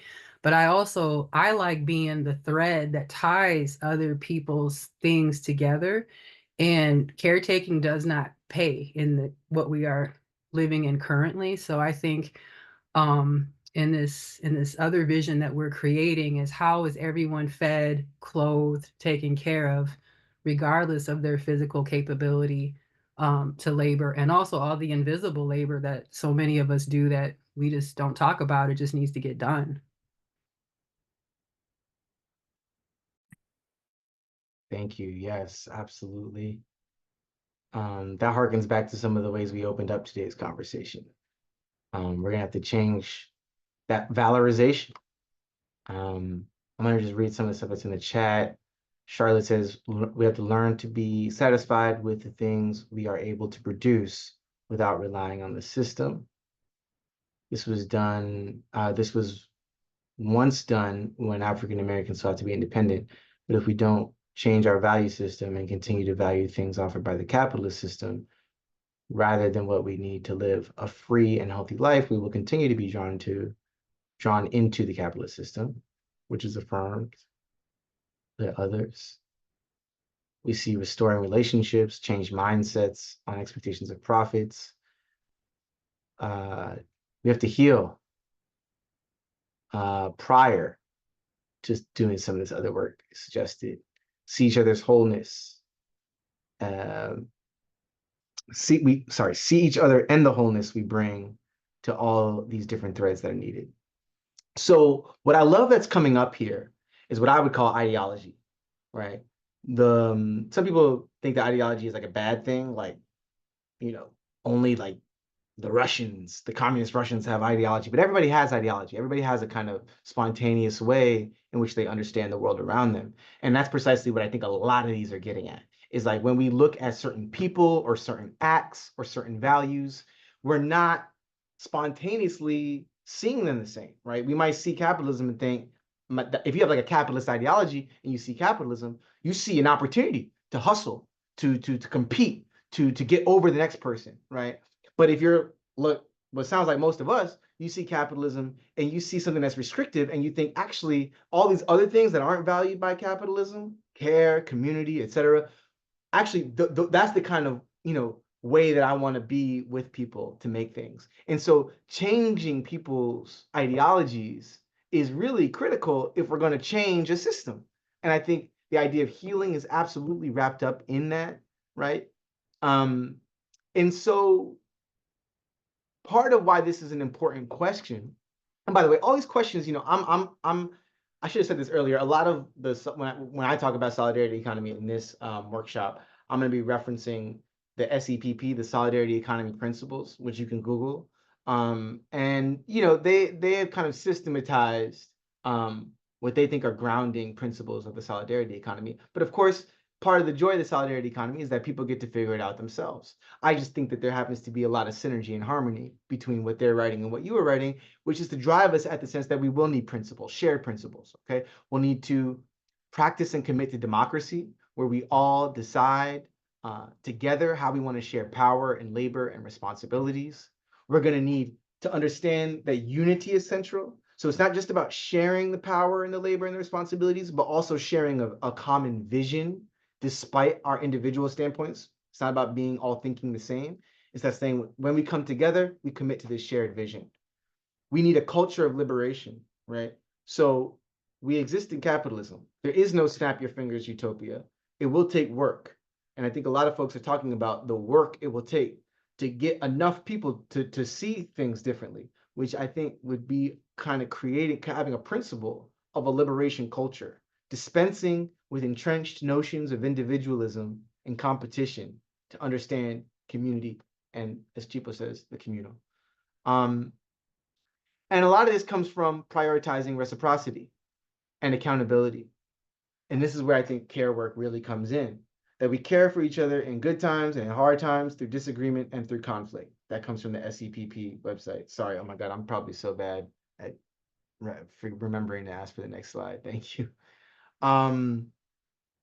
So yeah, this principle of reciprocity is where I think a lot of the care work comes in. I don't think that in the solidarity economy, we have to like love everybody. You know what I mean? Like, again, I always caution against these utopian visions where we're free of any contradictions or any imperfections, but that we have a principle of reciprocity, which tells us that, as somebody said earlier, I'm okay doing the things I don't like to do when I know it's contributing to a rising tide lifting all boats type of community care.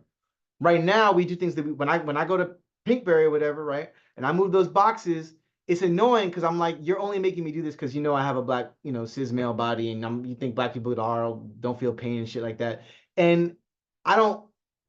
It's definitely coercive and exploitative. I mean, I'm working there 1 hour for myself, 7 hours for my boss, breaking my body. But well, I'm not gonna lie, I go to the gym, like I'm always happy to like use my body in service of others if it's like not coercive. You know what I mean? It's not like inherently like I'm against doing that. It's just that I know that at my work that it's not for the community, it's for my boss, and that inherently feels wrong. So this idea of reciprocity, whatever asset you have, it doesn't have to be muscles or strength, whatever asset you have, even if it's not quite what you want to be doing at every given moment, you know that it's contributing to something that will come around for you. And a lot of this has to do with learning and unlearning, right? It has to do with understanding that there's a collective knowledge, right? And I would suggest, and I think that I forget who said this on the mic just now, but one of the things I want to pull out about that comment is that I'm a big person on praxis, Praxis, the union of theory and practice. And I believe that this change that we're talking about in ourselves and others is not primarily intellectual, but we learn these lessons and we are transformed when we actually commit to the hard work of trying to put this stuff into action. I think for me anyway, I'm like a mid-millennial. I grew up on the internet and a lot of it was like, y'all don't understand, y'all. It was all y'all. It was always like telling people like how I didn't think they were living up to my values. And I think a lot of us still are in this moment. And what I've learned is like, while there definitely are people who are lost, that really the majority of how people learn is not through like reading some slideshows on Instagram, but by being engaged in a practice of trying to make something together. And so the more we can build people into the work of building the solidarity economy, the more I think we're going to find that people will become transformed through their action. If we can go to the next slide. So this comes from the New Economy Coalition. They say a solidarity economy ecosystem is an environment where all of the things a community needs are controlled and governed by everyday people. It's about reframing our relationship to all the things we need to live from a place of solidarity, of common good, and reciprocal visioning. And, a lot of people say, it's ancestral. A lot of indigenous communities throughout history and even today practice versions of the solidarity economy. But because we exist in what some might call late stage capitalism or neoliberalism, we have to understand that, again, we can't skip steps. We have to pivot out of where we are now in order to engage in these practices. So we can go to the next slide. So here's some tools for the solidarity economy. Some of these tools we can use to pivot out of the here and now. Some of the building blocks we can use to carry forward the things we'll need, like housing or food, but to do them in a different way that won't be marked by exploitation and oppression, et cetera, right?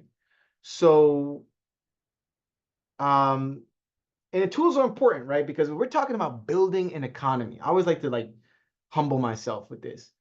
If we're talking about building a economy, if we're talking about building a house, I don't know about y'all, I never built a house before. But the idea that you would just go and be like, all right, time to build a house.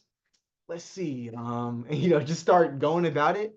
I personally think that's a little bonkers. Like, I feel like, knowing some basics about structural design, consulting with somebody so that your floors don't cave in, so that your plumbing works would be important, right? So there's a level of study and knowledge building, right, for just a house. And we're talking about a whole economy, right? So we really have to be persistent about the tools we're going to use to build this economy, lest our floors cave in after 1 year, right? We don't want that. So one of the tools we could turn to is democratic governance. Now, democracy, I think, becomes fetishized a lot. We should remember that, at least here in the West, democracy comes from a slave-owning society, the Greeks. They all own slaves. They were talking about democracy, but they were like for a very specific group of people. And this country we're in, also, right, when they wrote that constitution, they also, most of them own slaves. Even today, like the last I checked, it costs almost $2 billion to run a presidential campaign. To run it, to have a shot, you might still lose. It costs $2 billion. So you got to be the kind of person who can get your hand on $2 billion worth of money that might be lost. Very small group of people can do that. Very specific class of people can do that, right? And that again shows you how our democracy is influenced. So we always have to ask with democracy, by whom, for whom, and to what end? Participatory budgeting is great because communities know their needs better than anyone else, right? We could see that, we can think of budgets as areas for advocacy, as areas for principled struggle, as areas for strategic visioning, right? Not just a ledger of what we need to buy, but that they can be value statements that, as long as there's enough community input, will articulate the needs of that community. Collective ownership goes back to that problem of exploitation and the surplus, right? So instead of working 1 hour for ourselves and 7 hours for our boss, we work more for ourselves, but there still will be a surplus, right? Because if you don't work above your wage, then there won't be enough to go back into buying more supplies, right? Paying the light bill for the company, paying for your internet bill. So you're gonna have to generate a surplus, right? You're gonna have to but all of the people who generate that surplus will get to decide what to do with it, right? So if you look at Flint, Michigan, the big problem there, to put it lightly, is that those plants which poison the water over decades were worked by people who, if they had a say, would have never did. If you ask the people who worked at those, General Electric and whatever, all those plants, said, hey, John, you can get an extra $2 an hour if we start just, dumping all the waste into the water stream, or if we start using this carcinogen chemical, like we could save some money and give you an extra $2 an hour, but it's going to poison your water for generations, and people and love are going to die. Nobody would take that deal. Nobody would say $2 an hour raise is worth cutting those corners and destroying my health and my community. So it's kind of basic how much this solves when you have collective ownership. And so we can see that collective ownership, again, isn't primarily about more wages, although I'm sure they will raise. It's about climate justice. It's about social justice, right? It's about making sure that we're making decisions with our work that affect our community. And those 12 people on the board who don't care about us and our communities, they're removed from the equation. And lastly, when we talked about how billionaires, they plaster themselves all over the world in the form of owning media companies and philanthropy and supporting the arts and all of that is propaganda, right? We're getting rid of that, and we want a people-driven culture. So a lot of the earlier chat prompts were saying basically, people are lost, and they are lost. They are lost because we live in a world, in a culture that is dominated by the whims and needs of the billionaire class. So we're going to have to rebuild that culture out of the solidarity economy. We can't just be worried about our co-ops, right? We can't just be worried about what happens in our little companies, even though that's great. We need to make sure that we're using the entire network of the solidarity economy to birth new forms of culture, new forms of meaning, making of meanings, right? New ways of life, and new ideologies, so that when we look at things, we understand what they mean and how they're going to lead to liberation. So culture springs out of the way we rearrange our societies. That said, I want to again affirm that solidarity economy is not a utopia. It's not a cure-all, right? There will be disagreement and there will be struggle. However, and somebody said something just recently about this too, it's a different kind of disagreement and a different kind of struggle.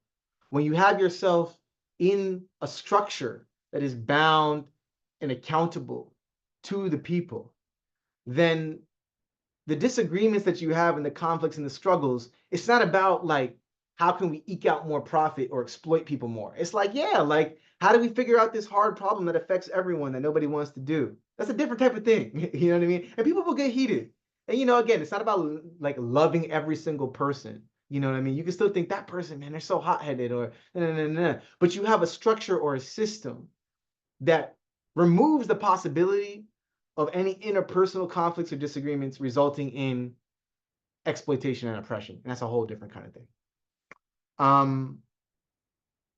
Which is, to put a finer point on it, again, somebody said this, it's a generative conflict from regular people trying to figure out how to make a better world. That's what I mean by praxis. And that's what I also mean by solidarity economy and the practice of the solidarity economy is the real engine of how we transform ourselves and others. It's not an intellectual project. It comes with struggle. If we can go to the next slide. So let's take a look at some quick examples here. We're going to talk about community land trusts, which is where people build people-powered relationships with resources like land. People come together to own the land and decide what happens on top of it. We're going to look at cooperative businesses, which builds people-powered relationships with the process of production, and decide what to do with the resources and the profit. And 9 times out of 10, put that not just back into the business, but into the community. We're going to look at credit unions, which is people-powered relationships with how we exchange money and currency. So it reorients the profit compulsion in big bank money pooling and says, as somebody said earlier, how can we pool our money to serve the community? We're going to look at community-owned housing, which builds people-powered relationships with where we live, which, some would argue, I would argue, why is housing even a commodity, right? It should be a total use value, no exchange value at all. So how can we change that relationship? So we can go to the next slide. Oh, yeah, that's what I just said. You could take a screenshot. Yeah, there we go. So talking about community land trusts, here's 2 examples. You have the Cooper Square Community Land Trust, which is on the left side there. It started in the late 50s. It kind of concretized and formalized itself in the 90s. People in Cooper Square here in New York were community organizers and tenant advocates. They were committed to stopping displacement and preserving their existing housing. So artists and other community members came together. They bought the land they were being kicked off of. And then CAST, kind of similar, combating rising rents in the San Francisco and Oakland Bay Area, where people were being displaced. And they asked a simple question. They said, what if artists and nonprofits bought their buildings or at least signed very long-term leases that were affordable to stabilize their current and future operations? And so today, CAST works with the Black Cultural Zone to develop a market hall and cultural hub with affordable housing in East Oakland.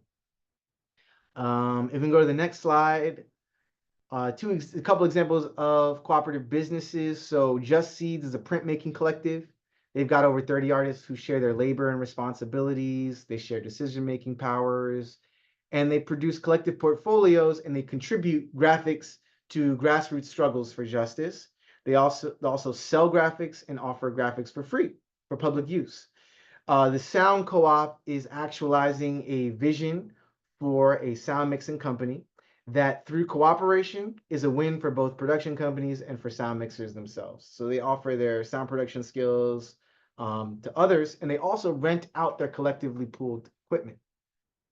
If we can go to the next slide. We have some credit unions here. So I'm a member of the one on the right, the Actors Federal Credit Union. That one, I think you have to be a member of SAG-AFTRA, which is our TV and film union, or Actors Equity, which is our theater union. And we pool our money for the benefit of loans to members. And those loans, when they're paid back, the dividends come back to us, the members of the bank, rather than some board of executives. And it's not necessarily a lot, but it's something, right? And it allows us to keep things more personal and communal. On the left, you see Cooperative Federal, which is not just a credit union, it's also a nonprofit community development organization. And what they say is that all of their member savings are invested locally through loans to people, small businesses, and nonprofits in the membership. So money stays and travels within the community. It doesn't go out like to war bonds and weapons manufacturers and all kinds of crazy things that the big banks do with your money. You can go to the next slide. Canticle Farm is a group of people who they share land and housing, and they base their living styles on mutually agreed upon values. And because they share their living spaces and their values, they can do things like have an urban garden, or they can have an educational center. And then they all decide on the kind of programming that they want to happen in that education center, which is again in alignment with their shared values. So it's not even just like a random education space. It all kind of tracks out from the original values. On the right side, you see Cooperation Jackson, which is that's maybe my single favorite case study that I like to monitor in the solidarity economy. They're in Jackson, Mississippi, and they are aiming to turn a significant portion of their community land trust into all kinds of cooperative spaces, businesses, housing cooperatives, farms. And they think that the housing cooperatives will provide quality, affordable housing and stable rents so that people can really build a working class community in Jackson. And I really recommend looking up a guy named Kali Akuno, who is one of the main organizers there. He gives a lot of interviews. He's written a lot of essays, and he's really smart, really clear in his analysis. And my favorite podcast is this podcast called Millennials Are Killing Capitalism. He has 2 interviews on there. The more recent one is very new. It happened right after Trump was elected, and it's a lot about what do we do to prepare for the rise of fascism. It's quite long, but I think it's really, really critical. And he also talks about the solidarity economy. Yeah, exactly. Just spelled right like that. Yeah, Monica. Next slide, please. So yeah, what all these examples show is that we can have a different relationship with all the things we need to live. And we can do this together, and we can build and sustain the ecosystem that we want. Just trying to, oh, this is from the report that, I think this is from the report that art.coop put out. If you haven't seen it, you can go to their website. It's art.coop, and they have like a report that's free you can download. I think you just have to like give your email address. So check it out. Next slide, please. Yeah. So between principles and pragmatism, again, this is my hot take it or leave it. But I think that, again, it's really, we do ourselves a disservice when we're too utopian, right? We want to have our principles, but we also want to be pragmatic about how we develop them in real time. Because in the US, I find especially we have a hard time with the idea of a long-term sustained struggle. We want it here and now. We expect that spontaneous advancements and eruptions will just naturally carry over into total system change. And history has shown that that never happens. You know, you can have a great mass protest, right? Like Black Lives Matter is a great example, right? That's been going on for a long time, but especially the George Floyd protests, record numbers of people in the street for records amount of time.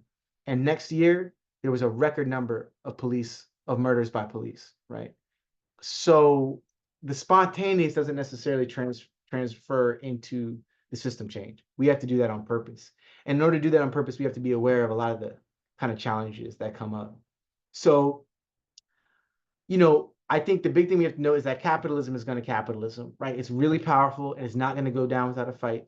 In fact, the Kali Akuno podcast, the first one I was mentioning, he talks a lot about the experiences in Jackson, Mississippi. And they're doing beautiful, amazing work. But, you know, you hear him talk about it, and it's deeply, deeply challenging because you have to both grow and scale, but also sustain, right, against capitalist encroachment. The fact that you're kind of outgunned, outnumbered, and what you've got is principle, what you've got is solidarity. But material relationships are strong. When people say, well, I believe in this, but I got mouths to feed, you can't really argue, like you can't feed people idealism, right? So it's a very difficult thing. And one of the things that it comes from the Bible, I'm not religious, but this idea that you can be in but not of something. I actually got it from the insurgent academic Fred Moten, who kind of has it about the academy, that we can be in the academy but not of it, right? Take what you need from it, but don't get kind of, don't get distorted by it. Sorry, so make sure I still have the chat active here. So yeah, just being humble about the notion of the challenge. If we can go to the next slide, I think. Let me see. Oh, yeah, this is gonna be I'm running low on time, so I'm not gonna have time to set this up. But you know, ideology is powerful is my next point, and I think everybody here has been talking about this. So you know, we have to really work against the ideology. Yes, you can have the slides for sure. But because the material base of society is the kind of way that we arrange production. Right now, it's capitalism. And as somebody said earlier, you can kind of have a cooperative or a solidarity economy formation, and that's what we might call a island of refuge, but it's still surrounded by capitalism, and that ideology it comes from capitalism.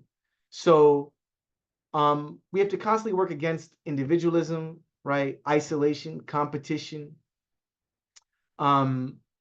while meeting people's material needs. It's tricky, which is where the role of political education comes in. I did a workshop for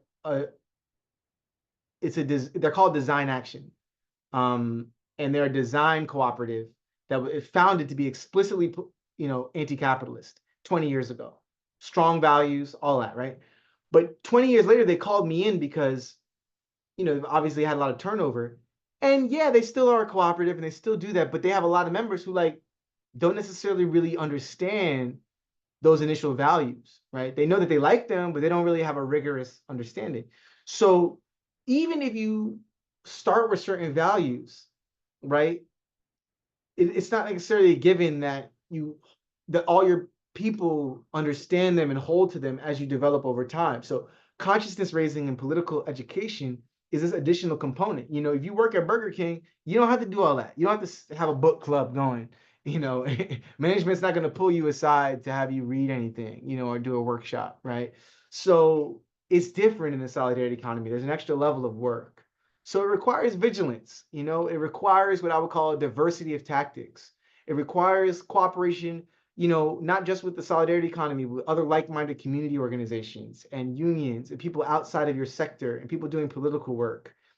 Tony K. Bambara famously said, and many people I'm sure have heard it, that the role of the artist is to make the revolution irresistible. But I think that's the role of the cultural worker in general, right? To get it to where it's not just a tiny pod of refuge or a tiny island of refuge, but that it is the entire system, right? It's only until we can get the economy, solidarity economy at scale, that I think we'll be able to fundamentally address some of these core problems of I like my work, but I overwork, or just that, I do this, but I know I don't get enough pay for it, but it's okay because I believe in it. But we need that level of scale because we can't do an economy 12 people deep. You know what I mean? An economy is, as I was saying earlier, it's a social project. Capitalism is a social project, right? It takes the entire world to make it tick. It's just that a very tiny group do the deciding. But it's not like we're not all in it together under capitalism. So we need to get it so that the solidarity economy can scale up and challenge capitalism at scale. Otherwise, it's cool. It's cool. We're doing our little thing with our fellow group of coworkers. That's cool. I'm not gonna be a hater. But we have to have our eyes on the prize. That there's a root cause that must be defeated, that must be vanquished, if we're gonna have total emancipation of people. And with that, I'll leave you here. And actually, I think we have one more slide, which again you'll have, but these are a bunch of resources. Actually, I'm going to make one small modification.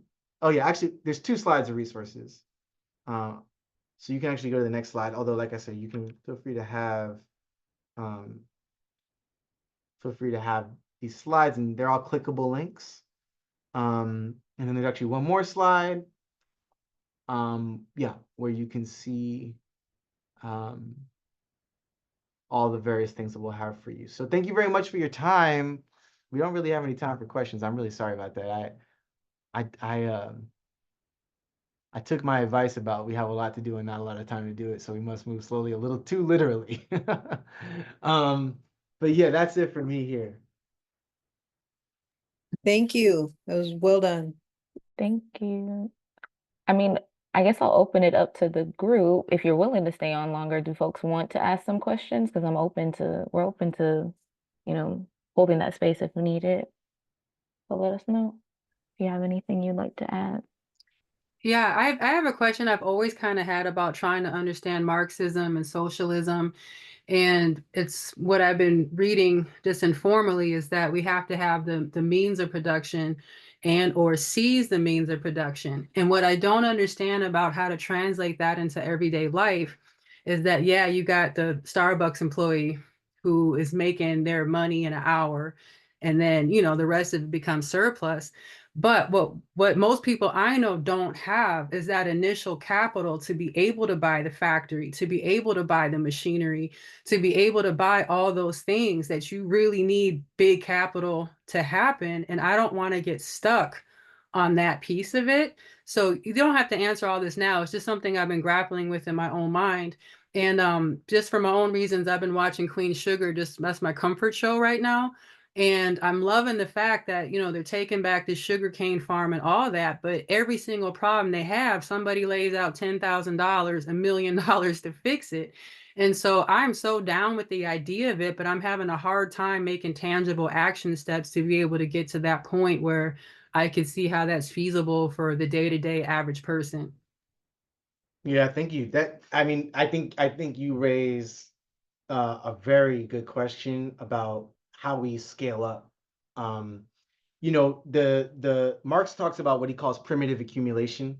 That word primitive is not used in the pejorative sense that we use today. He's saying primitive meaning before capitalism as a more modern system of accumulation. How did the capitalists get the money to start to do what they did, right? 500 years ago. And what you find is that in the vast majority of cases, if they were coming out of slavery or feudalism, they had some other form of exploitation to get that startup capital, right? And these days, if I want to become a capitalist, how do I do it, right? I have to step on other people. I have to step on my fellow. I'm a member of the working class, but if I want to become a capitalist, I gotta outcompete so I gotta start a little small business, gotta like exploit them, get that boom, boom, boom, get the business, get a loan from the bank. How did the bank get the money to loan me? Where did they get the money from? Well, we look into their history, and probably they were at one point involved in colonialism, or today they're involved in war bonds. So the process of accumulation is drip. Marx said that capital comes into its existence kind of dripping with blood or caked with blood or something like that. So yeah, it's a good question. The solidarity economy tries to get around the problem by making sure that the way that we scale up is equitable. So like all of those tools I was talking about, like whether it's using credit unions or using cooperative businesses, it is a hard road. I think that's the thing that I think you're identifying is difficult to meet them to scale. I think that's my biggest critique of the solidarity economy is it is a very I think it's possible. It's just very difficult. I will say that the solidarity economy has a multiplicity of people in it. Some are Marxists. I would say most aren't. And I will say that the solidarity economy agrees that whatever you want to call socialism is seizing the means of production, and it sees it generally in this kind of cooperative scaling up way. But I will say, typically, a Marxist would say, you just have to overthrow motherfuckers. Like they're not really trying to be like, how do I get $1 million? They're like, we need to actually take this because, and again, it makes sense. If you think about any other exploitative system like slavery, a slave owner had to invest his money to buy the slaves, but that don't mean that he deserves to have it. It should be taken from him, right? So you could see how actually the argument to go for any billionaire today is like, I don't care, what you invested to start this business is still extremely exploitative, oppressive, and unjust, and we have every right to take it. But I think that is, yeah, definitely like a larger conversation.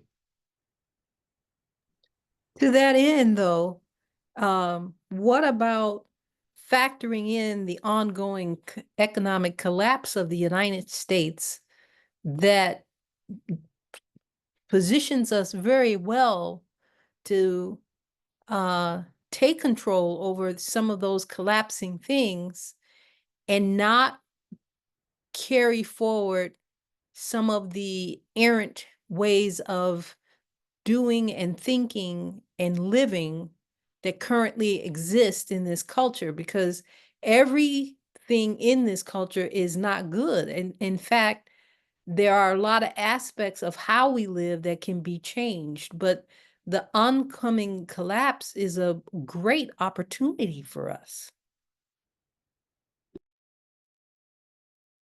Yeah, I think so. I think it's tricky though.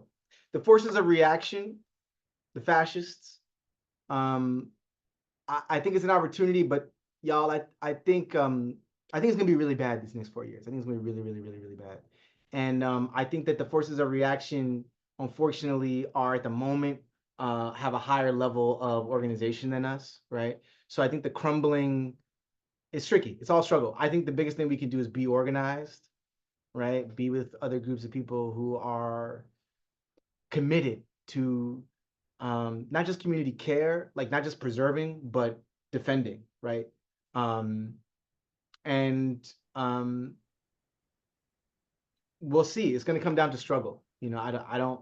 I think it's going to be really. I just think it's going to be really bad. You see the people that Trump is appointing, and indeed the kind of objective conditions of the world economy, and it's not. It's not like I wouldn't. I'm not like I'm not looking forward to it. You know what I mean? Like even if there are opportunities, it's going to be a rough road. So yeah. Is that Cheapo? Have I been saying your name correctly? I hope. Yes, you are. Yes, you are. I mean, I think for this time, like for this moment, no, everyone is focusing their attention and their energy on Trump. But I think one of the biggest parts that, you said, being aware, I'm thinking one of the biggest things that we need to kind of understand is that this 4 years is going to be difficult regardless. Trump is meeting a trillion, 1.2, $1.3 trillion budget. We are $37 trillion in debt. The US reserve currency, the dollar as a reserve currency is down to like 58% of the reserve currency. So the value of the dollar is going to be a lot more exploitative. And the way that we do that is going to war. And Trump didn't start any wars, which doesn't mean that he's not a warmonger. But at the end of the day, we're in at least 3 wars, now. And so at the end of the day, it's not about Trump, it's not about Biden. It truly is about those of us who are like my Trump, Biden, Republican, Democrat, uniparty state, uniparty economy, because they both feed the economy and serve the capitalist economy. And so I think that's the first mindset change that we need to have, is that it's not about Trump, it's not about Democrats, it's not about Republicans. It's about capitalists, neoliberals, and those who are more, shared solidarity economy. Because, yeah, anyway.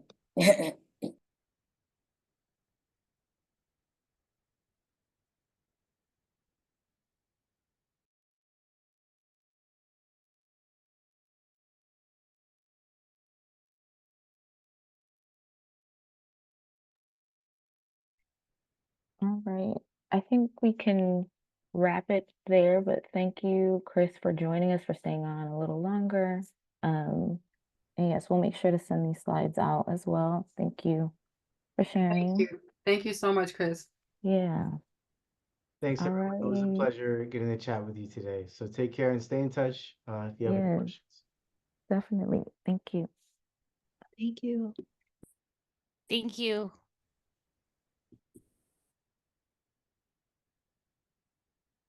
Pause the recording.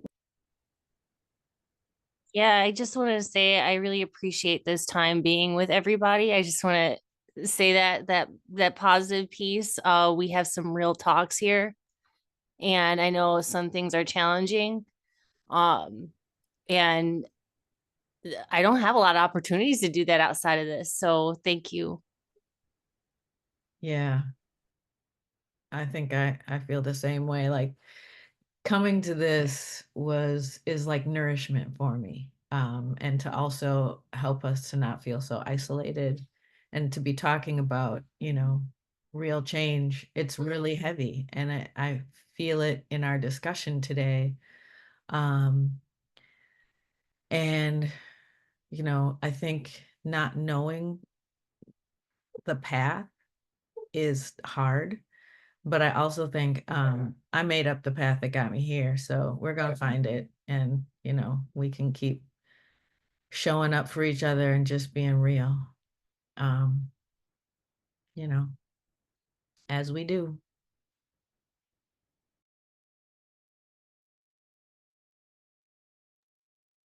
Thank you. Nisha's comment, I love how your dog is just chilling in the background, Sage. Yeah. There's another one outside the door crying. I'm like, come lay down in here. But he won't do it.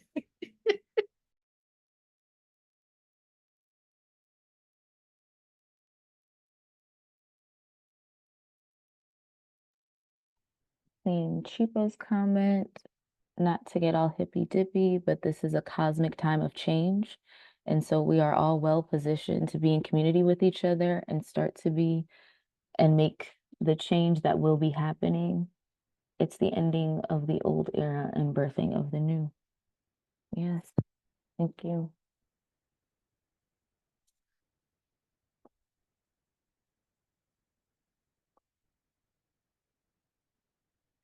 All right. I mean, I think we can kind of move forward with just closing out. If anybody wants to share anything in the chat, any final thoughts, maybe a one word or phrase checkout of what's coming up, and we can also share any announcements that are coming up too during that time. I'm going to Nanny's after this. That sounds yummy. But yeah, please feel free to drop any final thoughts, one word or phrase, and then we'll let you all go. I see the rebels. Let's see. Love that I also say the healers are the undoers, the unveilers. Nice session from Cynthia. Invigorated and hopeful from Keegan. And feel free to come off mic if you'd like to share your thoughts in the space that way too. So we will send those out just like we do in the post-session email. We'll attach that so you'll receive the slides. Monica. Yep. From Ishay, grounded, grateful, and exhausted. And Nakara. Thank you. Y'all have a blessed evening, weekend. Thank you. Thank you from Monica. Chipo, I'm still battling my laryngitis, so thank you all continuing to ground and center this moment. Yes, sending you healing energies. Sage, thank you for the space. Thank you all. All right, I think I'm gonna pause the recording. I don't know if we need the announcements in the recording. What do you think? Keep it? Okay, never mind. I'll pass it to Nicole. There was anything you wanted to I was name? gonna ask you to talk about the Black session first. I guess I could do that. Thanks. Yes, so we have our first Black Study session of our cohort year coming up in less than 2 weeks on December 4th, Wednesday, December 4th from 5 to 7. You all would have received that calendar invite with the Zoom link, so you're good to go. But it's about solidarity economy, which we just talked about today, and Kwanzaa. So wanting to connect, since it's that time of year, around that time of year, wanting to connect those two. So please feel free to share with your networks. Can drop, I believe I've sent the link out, but I can follow that up again in the post-session email, the RSVP link for your communities, for folks to sign up. But yeah, it's going to be wonderful. We'll have Ebony from Art.coop join to talk about solidarity economy, and Kenna Kopman and Jayanthi Rajasa with Voice of Culture sharing about Kwanzaa. So it'll be a beautiful time. So come. We'll hope to see you there and share, bring your peoples. Yeah, I'll pass it to you, Nicole. Yeah, I'm just gonna plug Liana's survey again. We definitely appreciate the feedback for the sessions because it helps us tailor it more to like what you all want or need. And it just helps us hold better space. And then, so after that, we'll have our final session for this year on December 7th. Talking about developing like the steps to develop a cooperative. We'll be joined by our colleagues at Nexus from the Shared Ownership Center, Benjamin Tsai and Diana Siegel Garcia. And so they'll be going through, Benjamin is he started co-ops. He offers a lot of technical assistance for cooperatives. He'll be leaning more in the worker cooperative space, but we're working to build out some more tailored things based on like what you all offered in terms of your missions and visions. And then we'll go through a development timeline, which is also in your workbooks of like the steps to develop a co-op. So that's what we have set for next time. And then I just wanted to make a final, hopefully, there might be like 1 or 2 people outstanding, but I'm hoping that everyone got their first stipend for the year. If you have not received it yet, please let us know and we can check back with the finance team of where that is. So yeah, that's what we have left. And I'm also really grateful to share the space with you all. It's just really inspiring and amazing to learn from you all and hear what you are all thinking in this moment. I think it's just like reaffirms that, you know, there's a lot of good in this world in many spaces when sometimes it feels overwhelming. So I'm grateful for this space. Yeah, that's all for me. All right. Thank you. Thank you, everyone. Yeah. It's all together. Good weekend, everybody. Okay, you too. Thank you. Bye-bye. Take care. Bye.